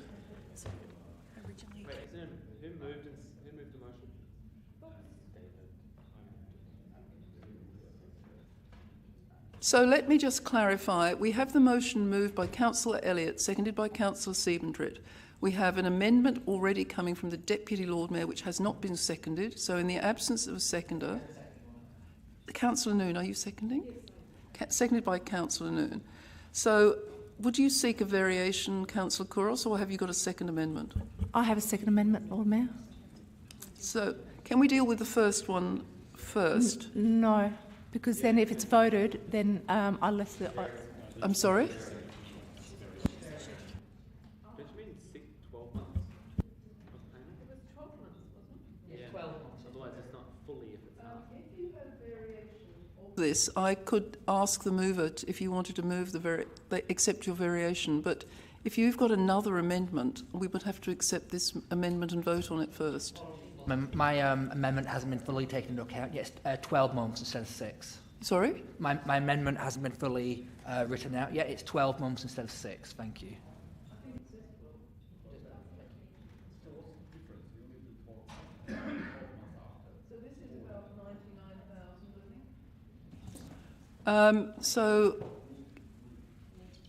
So this is giving a year of funding instead of 6 months awaiting the review.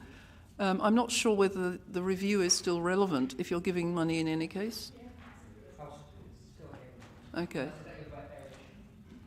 So is there? Would you like to speak to it, Councillor Noon?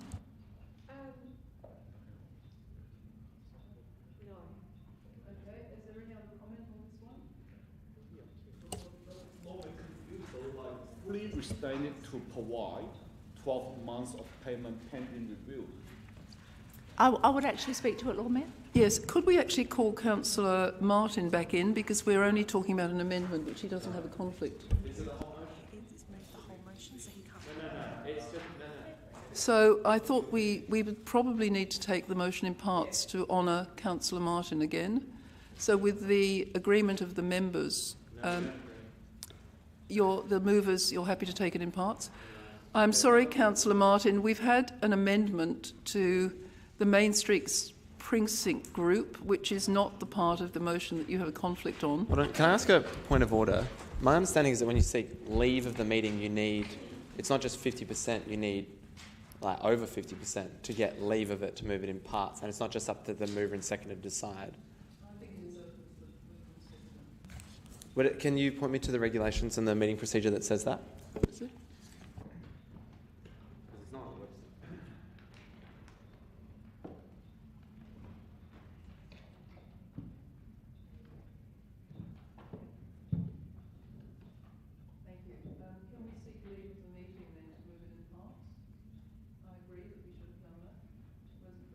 Sorry, but Councillor Martin has a conflict, so he can't move. He shouldn't be here because it relates to him being able to vote on the thing. That is correct. So I'm sorry, Councillor Martin, I brought you back prematurely. Oh, I did the lead. I'm sorry, Greg. I was trying to follow the much more efficient method used by Councillor Steventrip. He was much better at this. Ram it through, shut it down. So, Councillor? Can I move an amendment for 2.3? We're going to seek leave of the meeting to take this in 4 parts. So all those in favour of taking it in parts? 1, 2, 3, 4. And those against? I will move in favour of taking it in parts.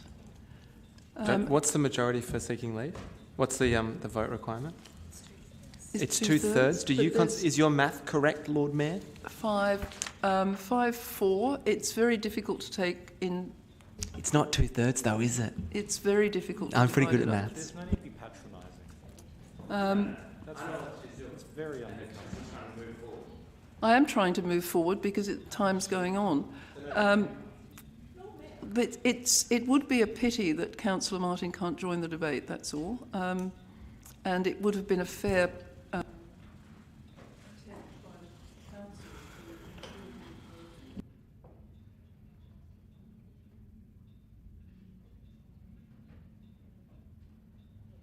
You'll still have casting anyway, and you can vote against it. so we're going to move the motion anyway, 2.2, about reinstating the amendment. Can I speak to it briefly? Yes, please do. Thank you, Lord Mayor. I think a number of us in the committee meeting earlier actually did support this measure. However, when it was put to the mover of the original amendment, which was yourself, thank you, Councillor Corus, you refused to actually move it in parts, thus not allowing us to pick between the part we could support and a part which a lot of us couldn't support. So therefore, I've separated out this particular part, which I and I know others did support. I know Councillor Martin supported it as well, however, unfortunately cannot be in the room to vote, unfortunately. So I just think this is, it's common sense. It's a small amount compared to the numbers that were thrown around, which earlier in the committee meeting, which had an extra 0 on the end. I believe this is within the scope of the talented administration to be able to absorb, and it will give certainty to the precinct groups. This isn't a political stunt. I acknowledge Councillor Couros and your support for it, and I acknowledge Councillor Noon's support for it, and the vast majority of the Chamber's support for it. I'm hoping you will now vote for it and support this aspect of it. Couros wishes to speak.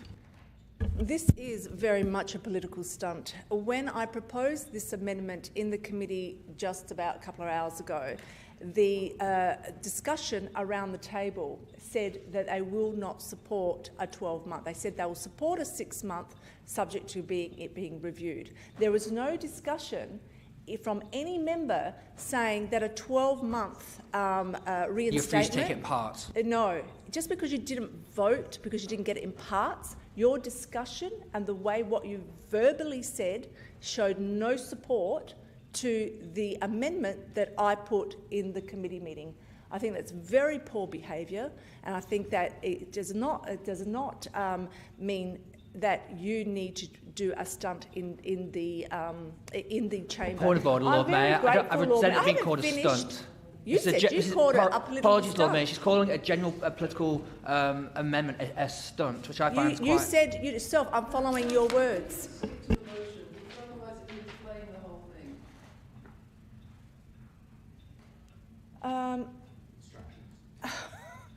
So, Lord Mayor, I am appalled at this behaviour, but thankfully, that the way that this committee and this chamber is all set up, the council meetings, that we haven't actually allowed a week for this to go by, for this to be amended, which would have stressed the main streets and the precinct groups. So I'm grateful that they've taken on board my amendment and realised it was a good amendment to bring forward just a couple of hours later. Thank you, Lord Mayor. Lord Mayor, item 2.2 should not even be there. That can be 6 months, 12 months, 24 months. What this council is doing is holding up a carrot and dangling it, saying, Main Street Trader Associations, here it is, we're going to keep on dangling this. What I need to remind this council and members of is that if you engage with those Main Street Trader Associations, those precinct groups, what you will find is that majority of them, I'm not talking about the coordinator, majority of them are business owners, majority of them are part of that precinct group as volunteers, and they put their blood, sweat and tears into their own precincts. This is shameful, and I will not be supporting it. This is a carrot that you're dangling for 6 months, 12 months, and I will not be supporting this. This shouldn't be on the agenda. This should not be discussed at all. Any other... Are you going to sum up or? No, I just wanted to talk to this because at the end of the day, in the committee meeting, my amendment was actually the Main Street Precinct Group fully reinstated whilst the review is occurring, with a report to come to Council no later than end December 2024. So I didn't have a 6 months, I didn't have a 12 months. I just wanted to have that report by the end of December, and they would be really fully instated until that report and the outcome of the report, which is in line with the motion that I put forward last year, about 10 months ago. Councillor Noon, I think there's a point of order. Point of order. Councillor Noon stated that her amendment, it wasn't her amendment. It was my amendment. No, you had a variation. It was not your amendment. It's a variation taking out 6 or 12 months, no, Councillor Couros. Anyway, point of order, Lord Mayor. Point of order.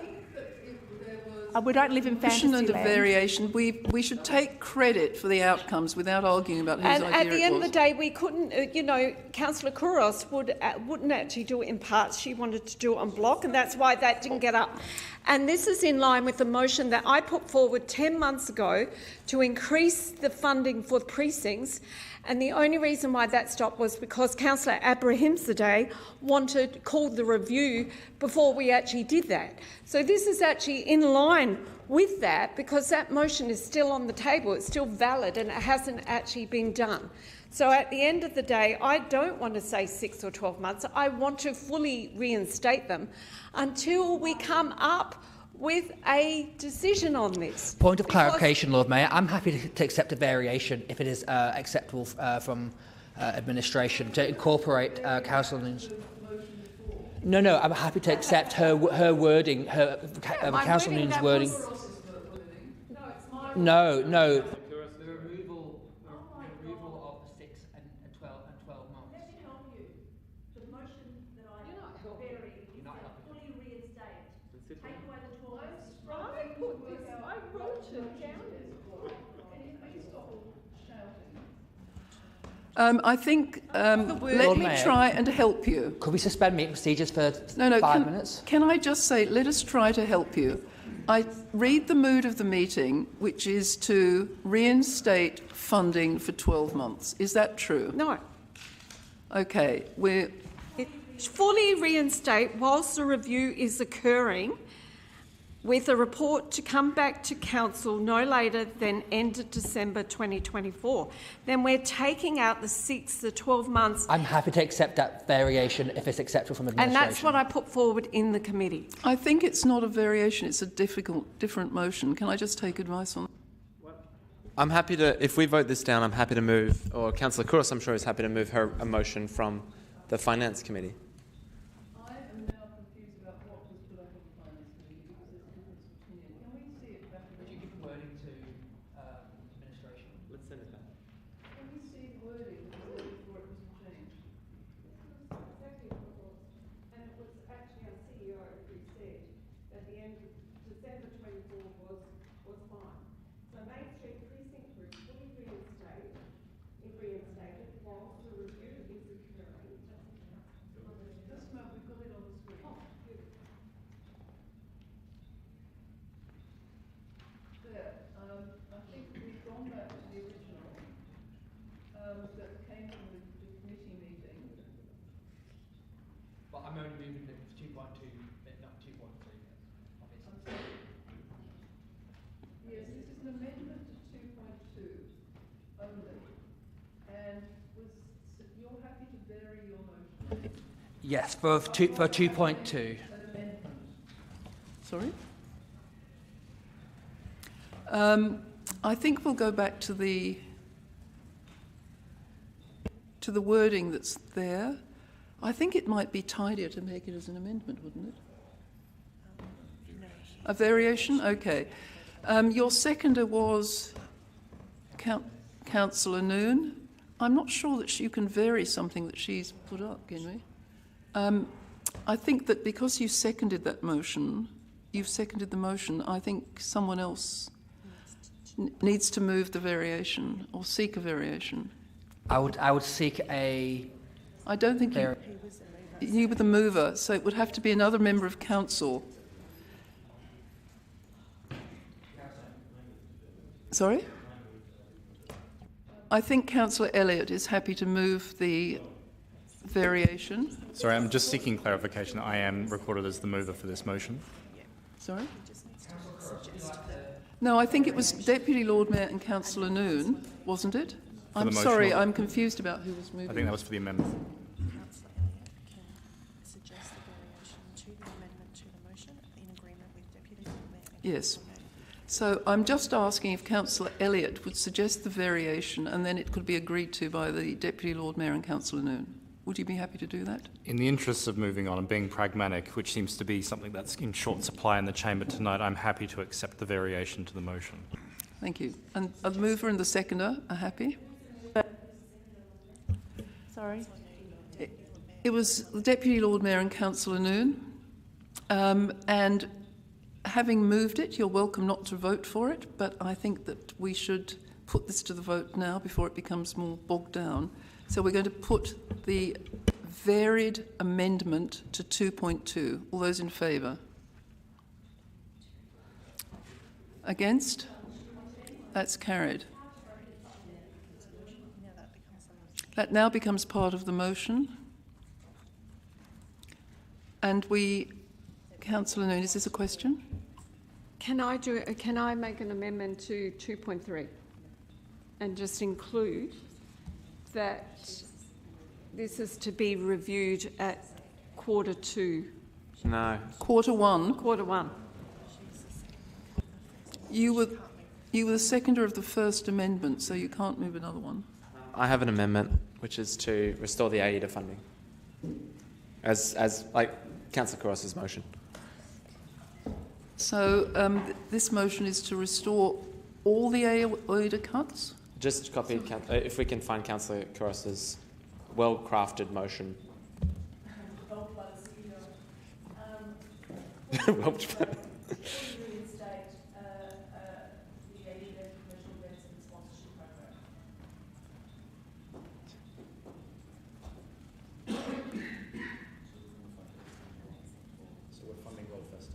No, I'm not. The full reinstatement of the AIDA budget. Fully reinstated. Have you got a seconder? Councillor Kouros? Councillor Kouros? Hopefully.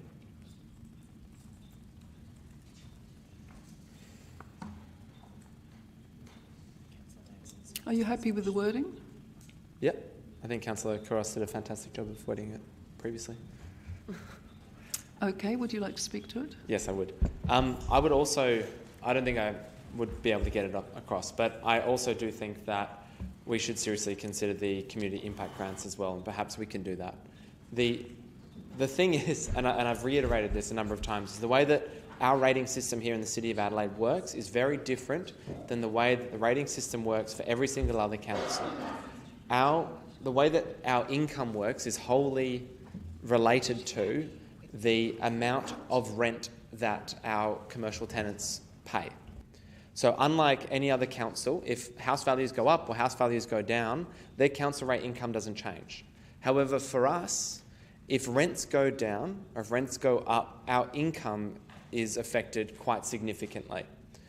So if the city is doing well, and this is kind of hamstrings us, and I've been whinging about to this council for the last year and a half, is that if the city is doing poorly, our income goes down, which means we can't stimulate it, so we have less money to even do more to stimulate it.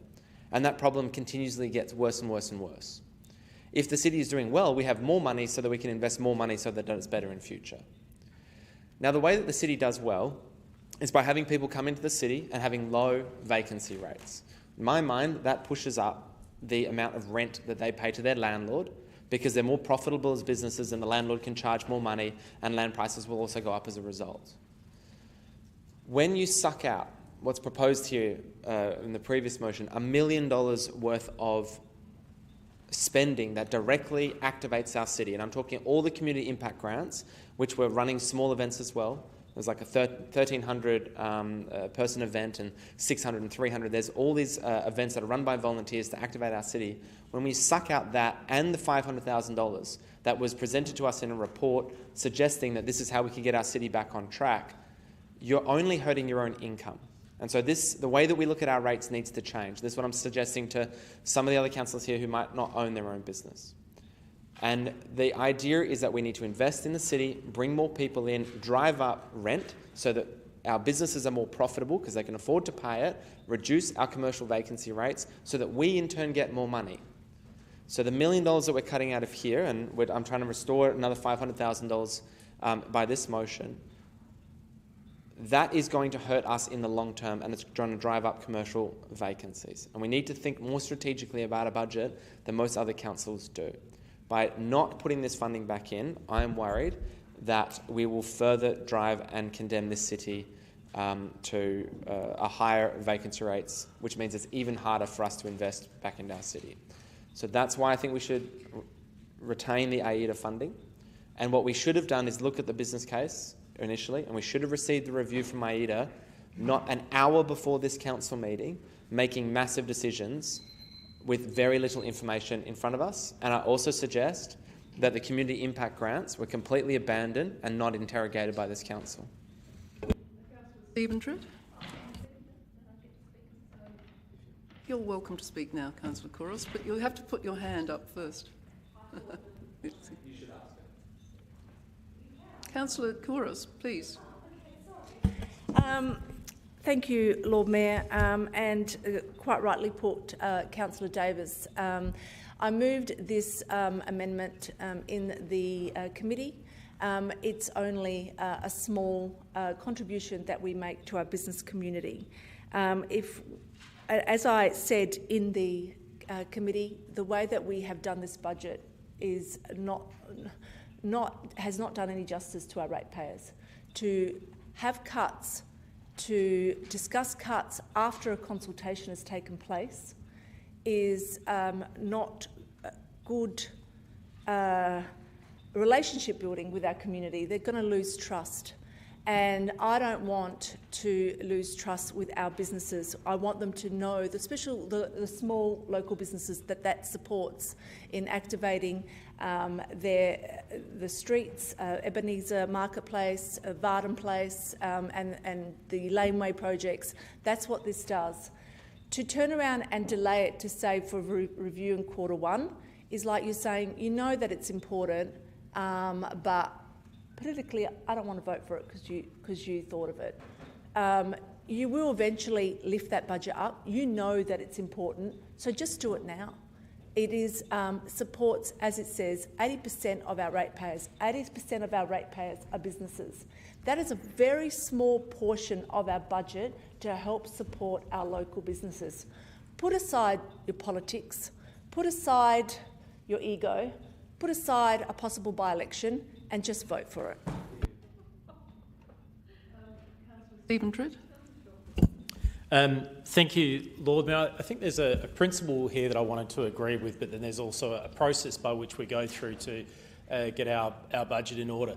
The principle that I agree with, and Councillor Davis and I have had many, I think, an interesting discussion around how to continue to improve the finances of the city, and I completely agree that the more revenue we keep coming back in through our business community, the better off we are, and AIDA has a very significant role in doing that. And I think that echoes the comments of many council members at the earlier Finance and Governance Committee meeting.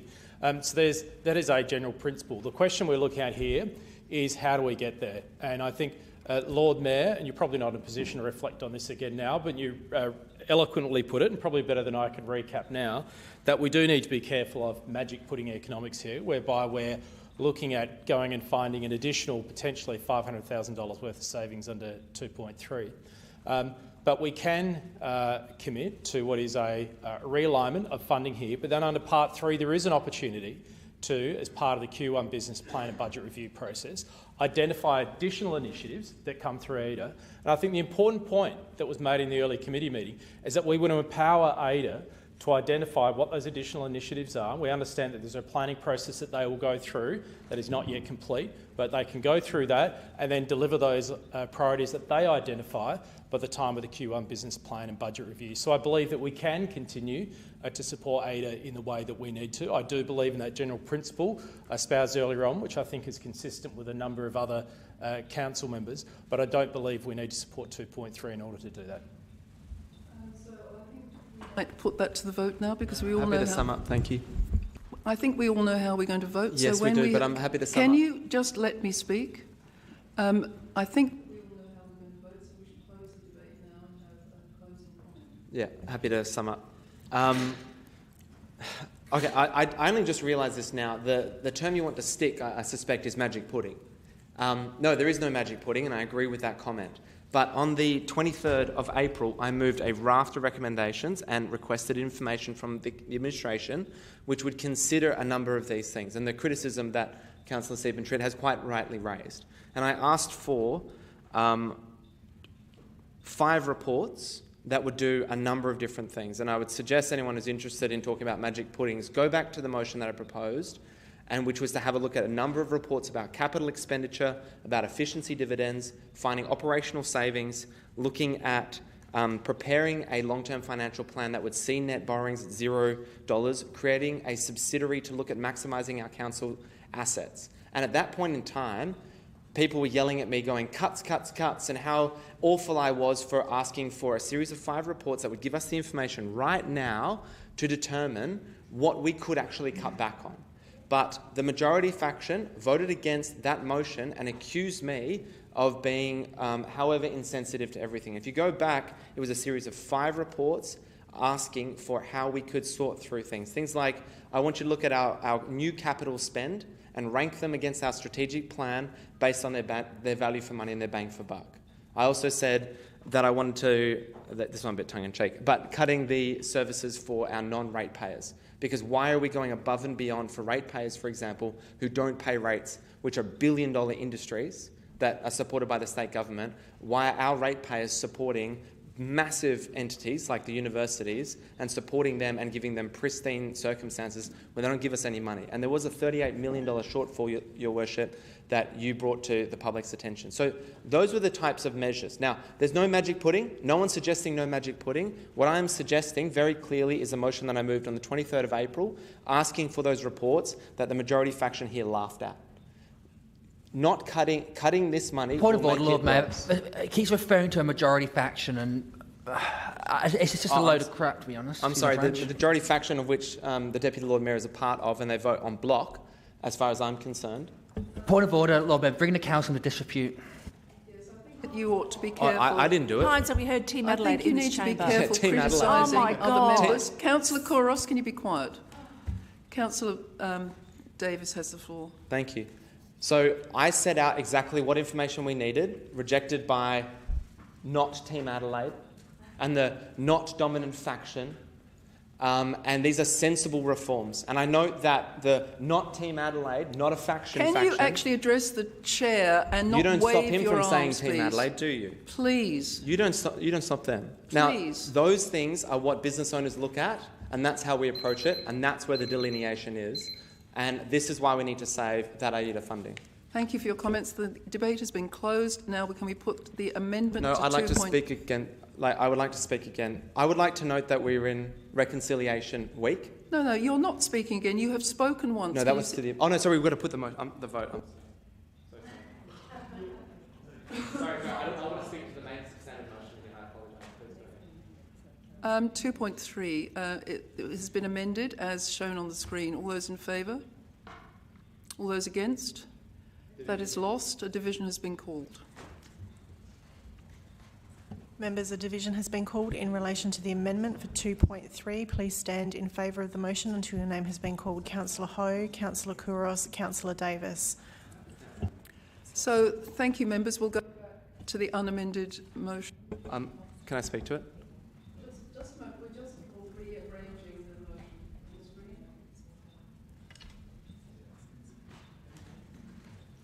So that has gone back. The amendment has been lost. So we'll go back to the original as amended.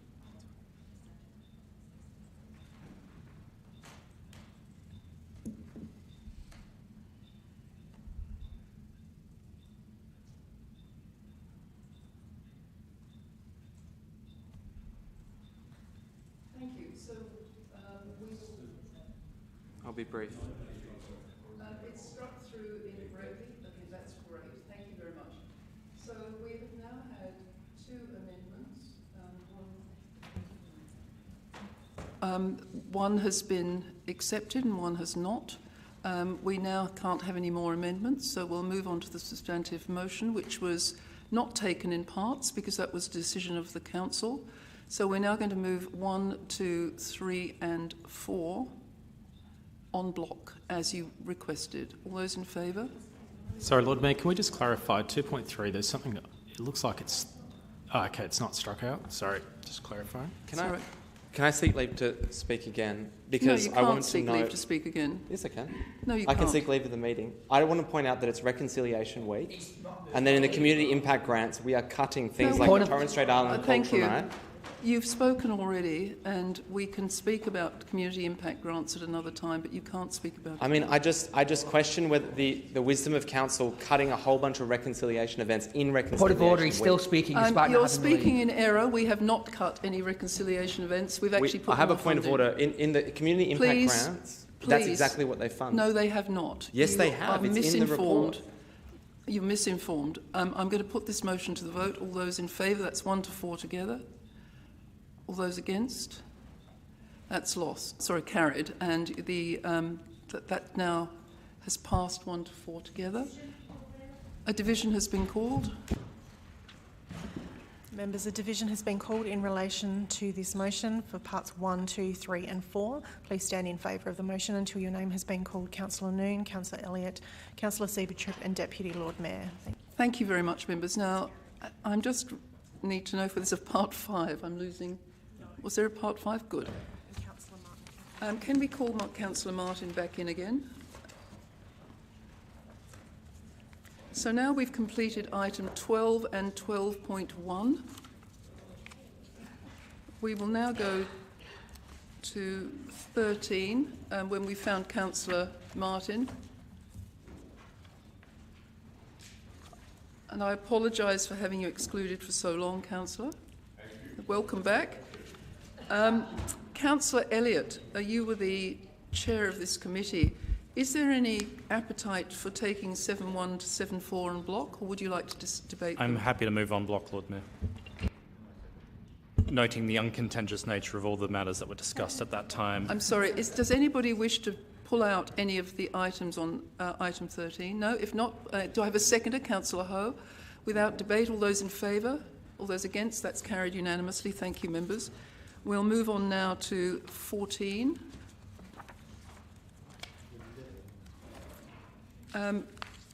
Which is the quarterly forward procurement report. Councillor Elliott again, would that be appropriate if you moved it? Happy to move, Lord Mayor. Thank you, Councillor. And seconded by Councillor Siebentrit. All those in favour? All those against? I'm sorry, I didn't see people voting. Can I ask you again to vote for it? And against? Councillor Kouros, did you vote? Yes, she did. Thank you. I'm sorry. I apologise. No, you would look so intent. Part 15 is my report. It's actually been quite a busy week. I was one of 3,000 people who attended the Reconciliation Week breakfast, which was hosted a day after National Sorry Day. It was rather exciting to hear Adam Briggs speak at the event and also see Dem Mob, but there were some great speeches from Ros Coleman, who did a Welcome to Country, Tim Aegis, who told us about a website that was set up under the auspices of the University of Adelaide relating to frontier confrontations. And also Kaya Ma, the minister. They all spoke very passionately, and it was a well-attended and well worth attending meeting. I recommend that you come next year if you get a chance. It's worth remembering that the City of Adelaide was one of the first local governments in Australia in 1997 to sign a reconciliation statement and form a reconciliation advisory committee, and then to express sorrow for the stolen generation in 1998, immediately after the report was released. We also held a citizenship ceremony for 52 conferees from 28 different countries becoming Australian citizens, and many of you attended also the Zonta Women's Achievement Awards, which were held with a civic reception. Over 55 years, the 100 members of this club have raised $100,000 in scholarships. They've made 24,000 birthing kits for mothers and 9,000 breast cushions for cancer patients. They perform an extremely important job for women in our community and more broadly. We also welcomed the Qingdao delegation to the Town Hall to celebrate the 10th anniversary of our sister city relationships. And like many of you, I attended the AIDA Business Summit, which was held at the Oval and related to an AIDA budget discussion in the board meeting. Lastly, we recognise the hard work of 28 of our council's volunteers at a National Volunteer Week award ceremony. It was really moving to learn that our volunteers have dedicated 12,000 hours to the community. There are 220 volunteers working with us, and I don't think there's any part of our organisation that isn't touched by our volunteers. They work in community centres, in our parklands, in the libraries. They do tours in the town hall. And when I say they work in the parklands, they actually work weeding in our rehabilitated areas. I expressed my gratitude on behalf of the council and our community for the work they put in. Thank you. Would someone move noting my report? Moved by Councillor Davis, seconded by Councillor Noon. All those in favour? That's carried. Thank you. Can I open now for 16.1, which is the reports of council members? Councillor Davis. I attended and hosted, and I think I emceed the SA Police Band who played in Town Hall, and they've been around for quite some time, a very, very long time, since I think it was 1888, which was a pleasure. I attended the AIDA Forum Summit, And I also attended the reconciliation breakfast, which was on Monday morning. And I'd like to congratulate the city on its efforts with regards to reconciliation in particular, hosting events such as Reconciliation in the Park, such as the Reconciliation Project with the South Australian United Church Netball Association, and also the Torres Strait Islander Cultural Night. We supported those activities in 2021 financial year under the Community Impact Grant, and we provided funding for those reconciliation events to occur. And I'm disappointed tonight that events such as that promoting reconciliation in the city will not have the same opportunity to seek funding from the city because of our cuts tonight on Reconciliation Week. Fact, we're not cutting reconciliation funds, and we've actually just created a stretch wrap that will allow us to invest more, and that will be required, and it's in our budget if you look at those lines. Yes, I did attend many of the functions that Lord Mayor actually stated. However, over the last week, I was the Lord Mayor's representative on the same night as the Cabaret Fringe opening and the LGA SA welcome drinks. You could not get two very different functions. But they were both fabulous. And then on the Friday, we actually had the Local Government Association ordinary meeting and conference, which brings together all, many of the CEOs and mayors around South Australia. There were a few resolutions, however, two resolutions I wish to highlight that were supported. Was one, the mental health services provided in regional South Australia, and that was unanimous. And two, there was a recommendation, domestic violence action, and more of a council approach to this. Unfortunately, in my opinion, that wasn't unanimously supported, even though you would actually think it would be, and that was 4 votes against, which was a bit disappointing, but it got up, which, with what's happening around, the world, Australia and South Australia, is really a no-brainer, and the Local Government Association and all the local government areas can get more involved and can work together, and powerful together is really more effective. I did also go to the AEDA Summit, and in the AEDA Summit and also the Local Government Summit, Local Government Conference, there was a real emphasis on AI and how AI can be more effective in our day-to-day operations, and that was really interesting, especially the examples that they gave in connection with local government, especially in this environment where we actually have such skill shortages. So it actually does, funny enough, ironically, it allows humans to be more human, because AI can actually take over those jobs that are more menial and that bog you down. So it is something that we should embrace, and there's technologies out there that actually can be very effective and save money. So it was a really extremely busy week, along with the ACMA board and a range of other meetings that we actually had last week as well. Thank you. Just very briefly, and to say thank you to you, Lord Mayor, for giving me the opportunity to MC my first ever citizenship ceremony in that role, and also the opportunity to MC the Zonta Adelaide. Thank you. Thank you. I don't know if there are any other comments. Could I ask if someone can move the council members' activities, the summary of the meeting attendance, and noting the reports? Could I ask someone to move that? Moved by Councillor Martin, seconded by Councillor Siebentritt. All those in favour? That's carried. Thank you, members. 16, 17.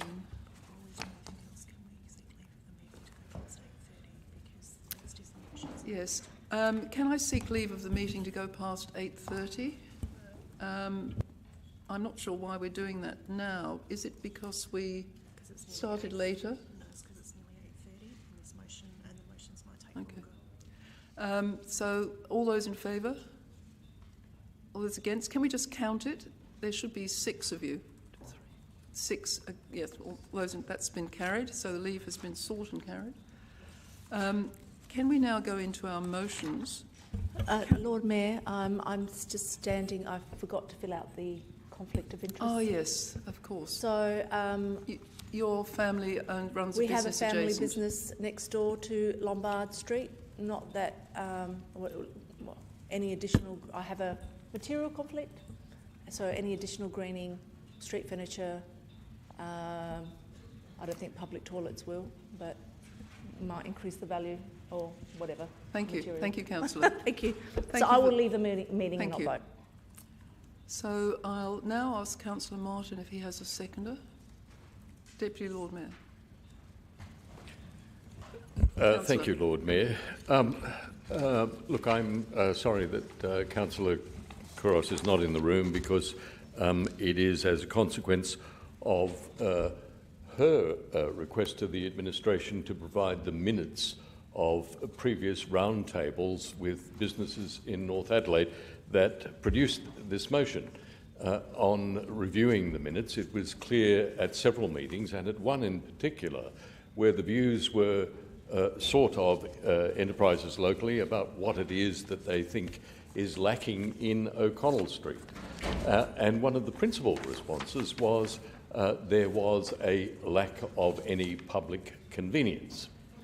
Now, I am not certain that everyone in the area would like to see a public convenience located in O'Connell Street, but we are, however, at a point in time where consideration of all of the options open to this elected body in respect of development of the public realm in North Adelaide is on the table. The administration is shortly to begin planning for the O'Connell Street upgrade.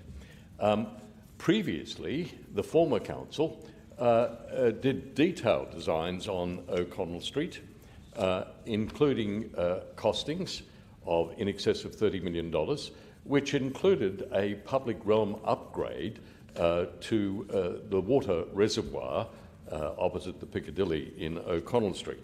That, by the way, Lord Mayor, I must say, was never funded. There was never any allocation in the long-term financial plan. It was just a promise that never eventuated. We, however, as a council, are proceeding with an upgrade to the area, and therefore it is appropriate to consider what might be missing from the street. There's certainly no park, there's no parklet, and so Lombard Street and the small area identified in O'Connell Street in the administration's papers provides an opportunity for greening, perhaps even a play space, and even perhaps public conveniences, of which there are none in North Adelaide. Indeed, if one feels the need, one needs to seek out a restaurant, a shopping centre or some other location to find a public convenience. But such things are costly, they need to be planned, and this proposal asks the administration to come up with concepts for that area to enable the city to judge whether indeed it is possible, whether it is affordable to deliver an upgrade for the street to what is essentially a grassed area at this time owned by council. Now, it may be that the administration comes back and says, look, putting a loo in O'Connell Street is a pretty expensive exercise. We'd like you to put some trees there, or we'd like to see some street furniture, or we'd like to see a play space. I'm leaving it open to the administration, and I hope my colleagues will support this, and I thank Councillor Kouros for raising this. DLM, did you want to say anything? Did you second it? Councillor Davis. Yeah, I'd like to move an amendment removing the public toilet facilities. Do you have a seconder? I don't know. Hopefully. I think I'm the only I mean, all of them are in the same faction, so maybe they won't even want to hear what I have to say. Lord Mayor, can we? I'm sorry, you just criticised everyone. You walk back in the room, the first thing you have to do is sit here and criticise the Come on, just past let's get on with council. the job. Can and you then you please sit here and no cry theatrics. crocodile tears as you claim Team Adelaide. Come on, Councillor, just explain, right. and let's see if there's a second. No, I don't have a seconder. I guess I can't speak to it. But good on you, faction. No, thank you. I think that when it comes back, there will be a costing for the lavatories, there will be a costing for the trees, and there'll be a report that will be used at a time when we develop the whole street upgrade. So I don't think there's an immediate decision, and we do know lavatories are expensive. Is there anybody who wants to speak on this, or we just vote? Councillor Elliott. Just only very briefly, and I'll just flag that I don't think there's any point in trying to add an amendment that preempts the outcome of any report. I've consistently opposed those kinds of amendments, hence my opposition this time around.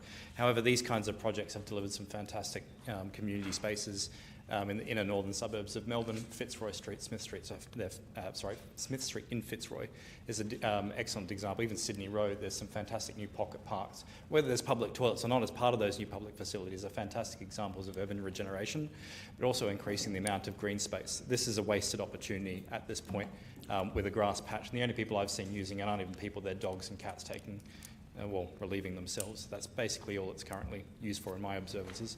There's an opportunity for us to make this far more useful, and if it's people using toilets, I'd rather that than cats and dogs. I'll speak to it. Oh, sorry. Yeah, sorry. I think moving a motion could technically be called speaking to it, but I will let you speak again. Councillor Siebentreut. Thank you, Lord Mayor. I did just have a question, given that we couldn't hear from Councillor Davis before in terms of the amendment he's proposing.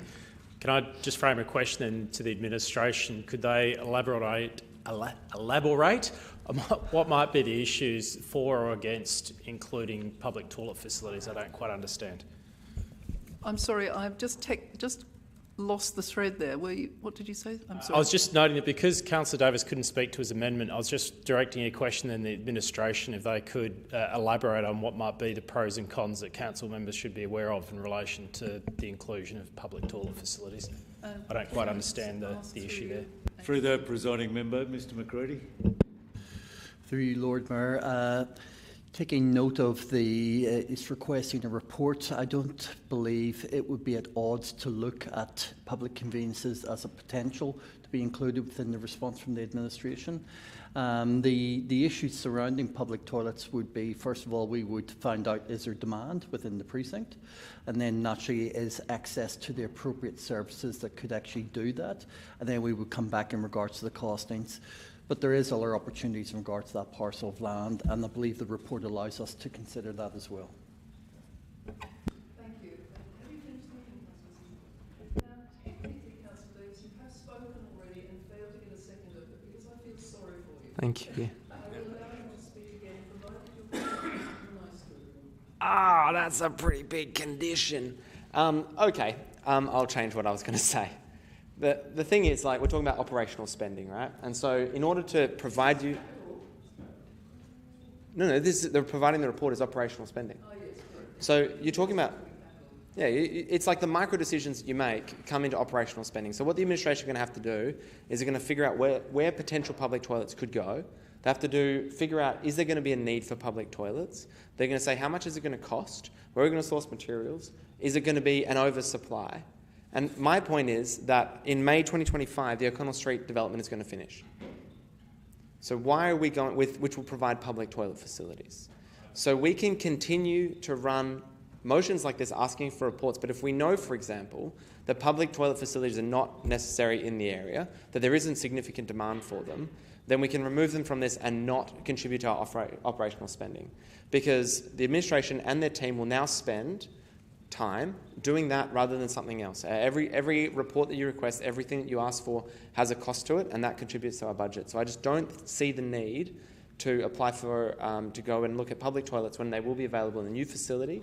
And why would you go and run consultation about if there's enough public toilets before the new facility is completed? Now, if after the new 88 O'Connell with the public toilets is completed, and there's still a demand for public toilets in the area for that, then let's go and spend the time and effort getting a report together and using administration's time and committee meeting time to get the report. But right now, it's not something we need to do as a priority. It can be done after May 2025. So that's what contributes to operational spending. Can I just add some extra information into the discussion? This has been a festering sore for 25 years. When I was last on council, the road had been closed and it was supposed to be landscaped, and all there is grass. But I do think there's a slight complication as it's community land. I'm not sure how one would go about building something more than planting trees on community land. Could I just ask that? Through you, Lord Mayor, there is a community land management plan that sits over the site which has a defined use. However, council can, subject to the report coming back, consider the CLMP associated with the land, and should it wish, it can consider a change, but we would need to consult on that because you need to define the usage of the land. But there's nothing within the basis or the body of this motion on notice that won't allow us to go away and come back with a report. Perhaps I could ask Councillor Davis to stop using his phone, but we'll move on and vote on this motion. Unless you'd like to sum up, Councillor. Just briefly. We're about to lose quorum. We've lost it. That's fine. We might suspend meeting procedures for 5 minutes and to see if he comes back. He's left his shopping bag behind.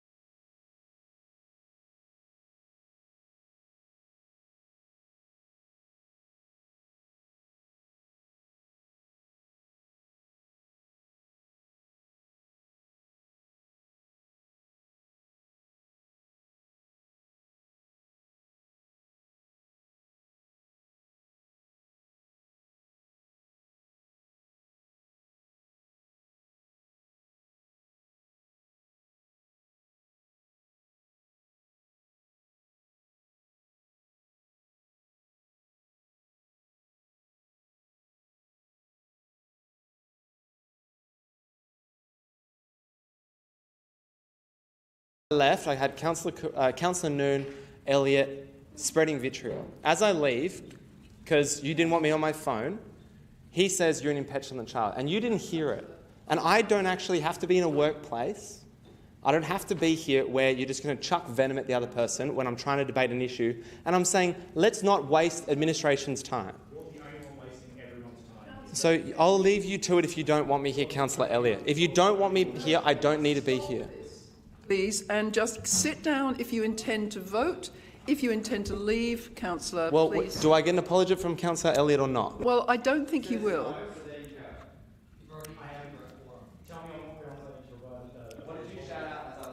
Councillor Davis, please just go without spreading vitriol on your way out.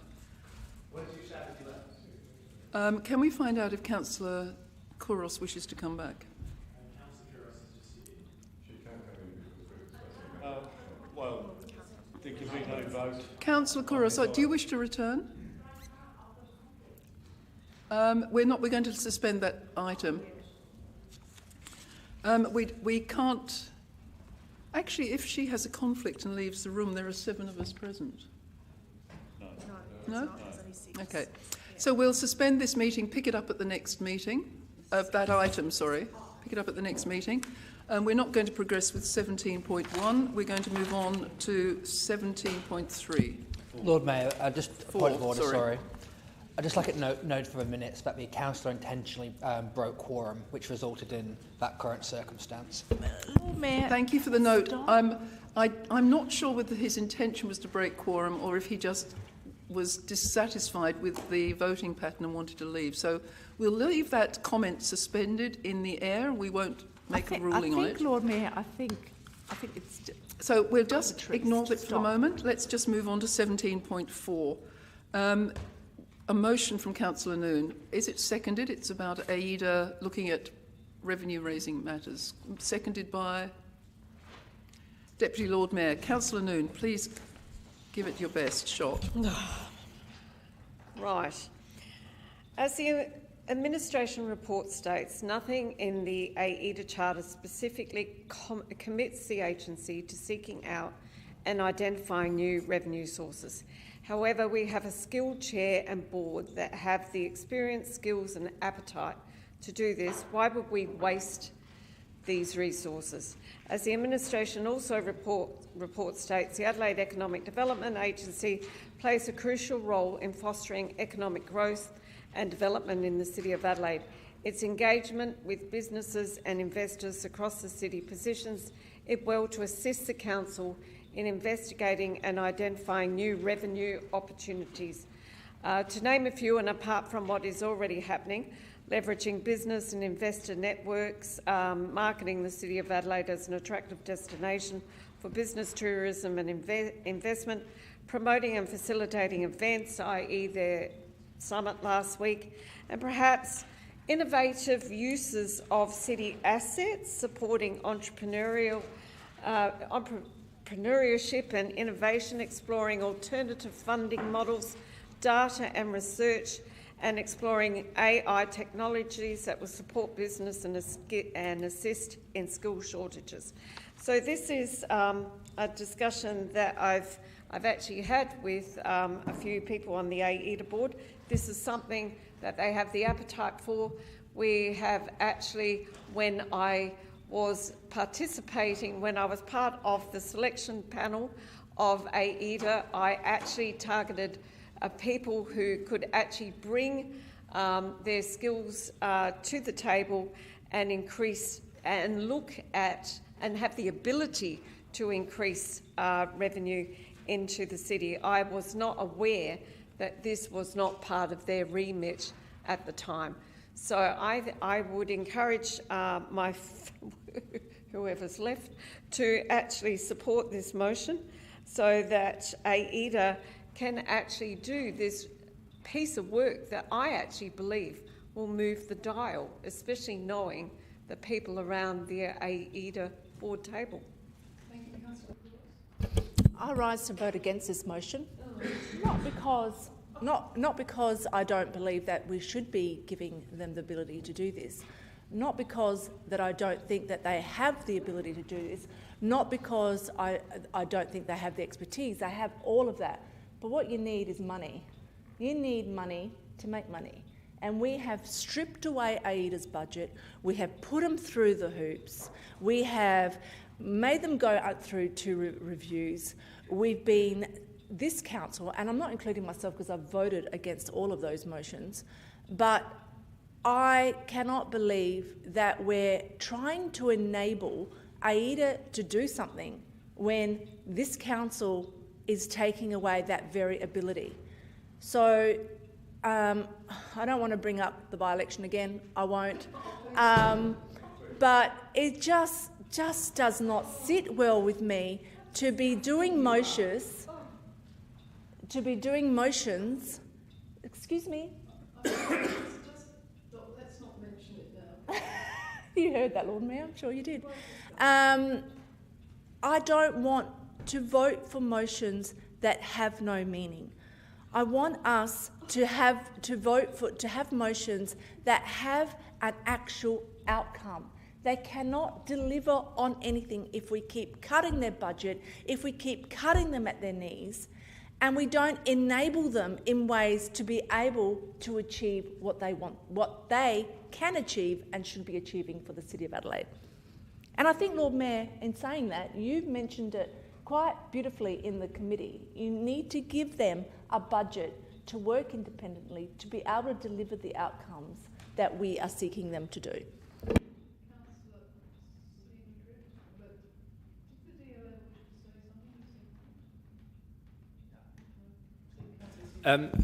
Thank you, Lord Mayor. A question first for the administration.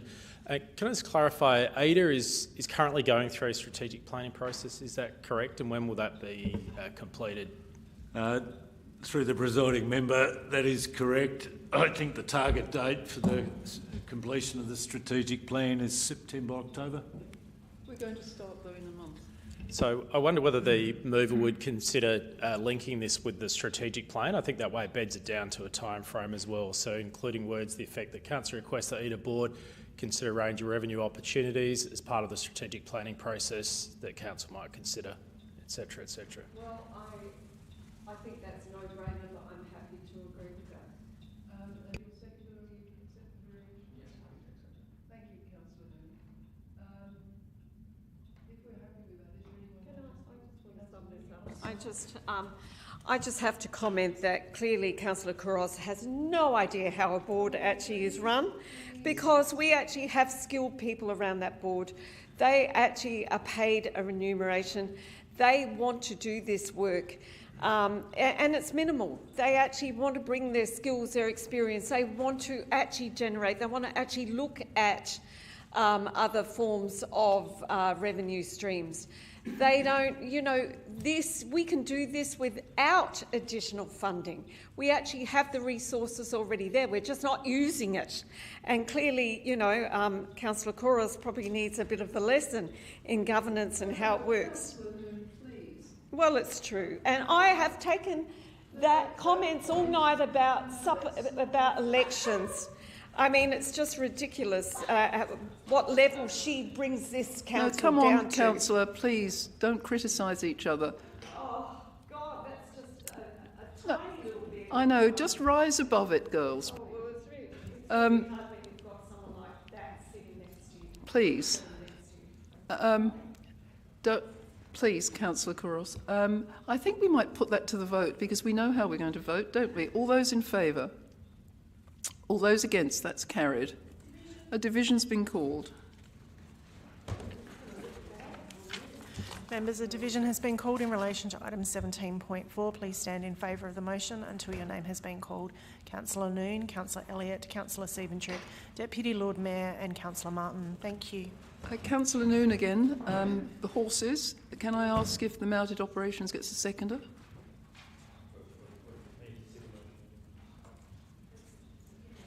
Councillor Noon, seconded by Deputy Lord Mayor. Yes, I've actually been contacted by a few of the businesses in the area of where the actually staging is going. Effective communication between the state government and surrounding businesses is crucial when developing an area in the CBD to stage the mounted police horses. And by discussions with surrounding businesses, this is not happening. And it is sad that a development like this is exempt from stakeholder consultation. These businesses are hurting and they are casualties of the crazy government decision to put horses out at Jepps Cross and have a staging area for horses in prime CBD real estate. These businesses are our ratepayers, so we need to advocate on their behalf. There's all sorts of things that are happening on their doorstep that they're not being communicated on, and I think it's really poor.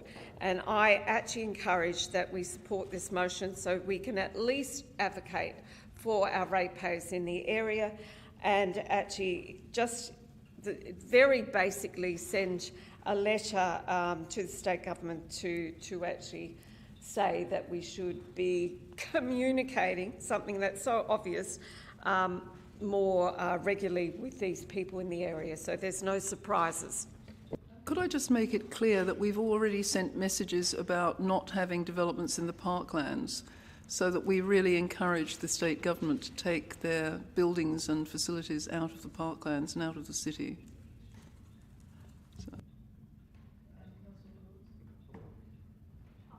I'm just I don't know. I just want to know how many complaints have administration received in regards to this? Ask how many complaints we've received? Mr Aredes, are we able to answer that question, or do we need to take it on notice? Need to take it on notice. I think the motion has been on notice, and I've asked this several times in regards to wanting, obviously councillors bring these motions in regards to complaints that they receive. And for me to understand the severity, I would appreciate if admin can have that prepared in the next meetings if we have motions like this, because it's obviously brought forward from complaints in the area, and I don't know how to vote because I know that the businesses in that spot didn't want it there in the first place. So I don't know how much we're going to please them by writing to the state government and what it is they're actually seeking. That they want only updates, or do they want to know what they want no impact by the development of the staging area? I mean, what is it that the actual crust of it all is seeking? The only way I can help you, Councillor, is that Councillor Noon's preamble says that there's been recent publicity and concerns. So it's in the preamble. That's the only information it's not as a result of direct communication. It's from a media Not outlets. that I'm aware of. Right, so we're reacting to the media. No. I've actually had lots of, as I said, lots of ratepayers that have contacted. I was with Councillor Noon at a constituent. Just to say, apologies, Lord Mayor, it's getting a bit late. Just to say that Councillor Noon and I both attended. I won't say the business's name, but business on King William Street, immediately opposite, several months back. So I know there are concerns in the area. That's why I was happy to second the motion. No, it's not one. It's several, and I'll get a petition for you if you like, Councillor Kirill. Would you like to sum up and we can have a vote on this? No, summing up. All those in favour of the motion as printed? All those against? That's carried. Thank you, members. We'll now move on to a series of questions that we'll take as read, their answers. Motions without notice. Sorry, questions without notice. Councillor. Yeah, look, just a couple of supplementary questions, Lord Mayor, and I'm happy to take them on notice.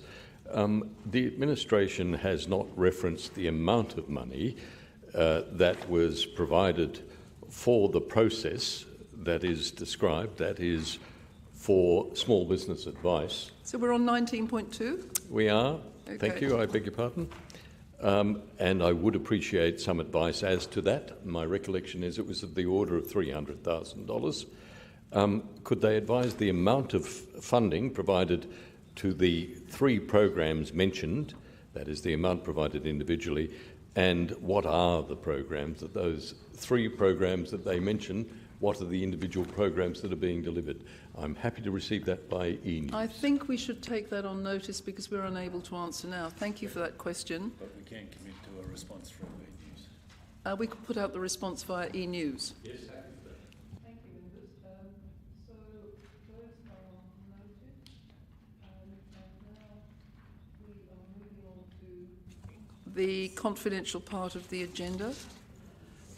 Councillor Davis declared an interest but has already left.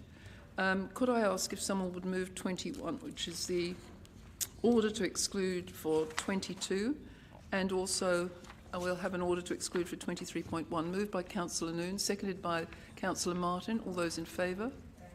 And that's against. That's carried. Thank you, members. We will clear the gallery. I did do them both.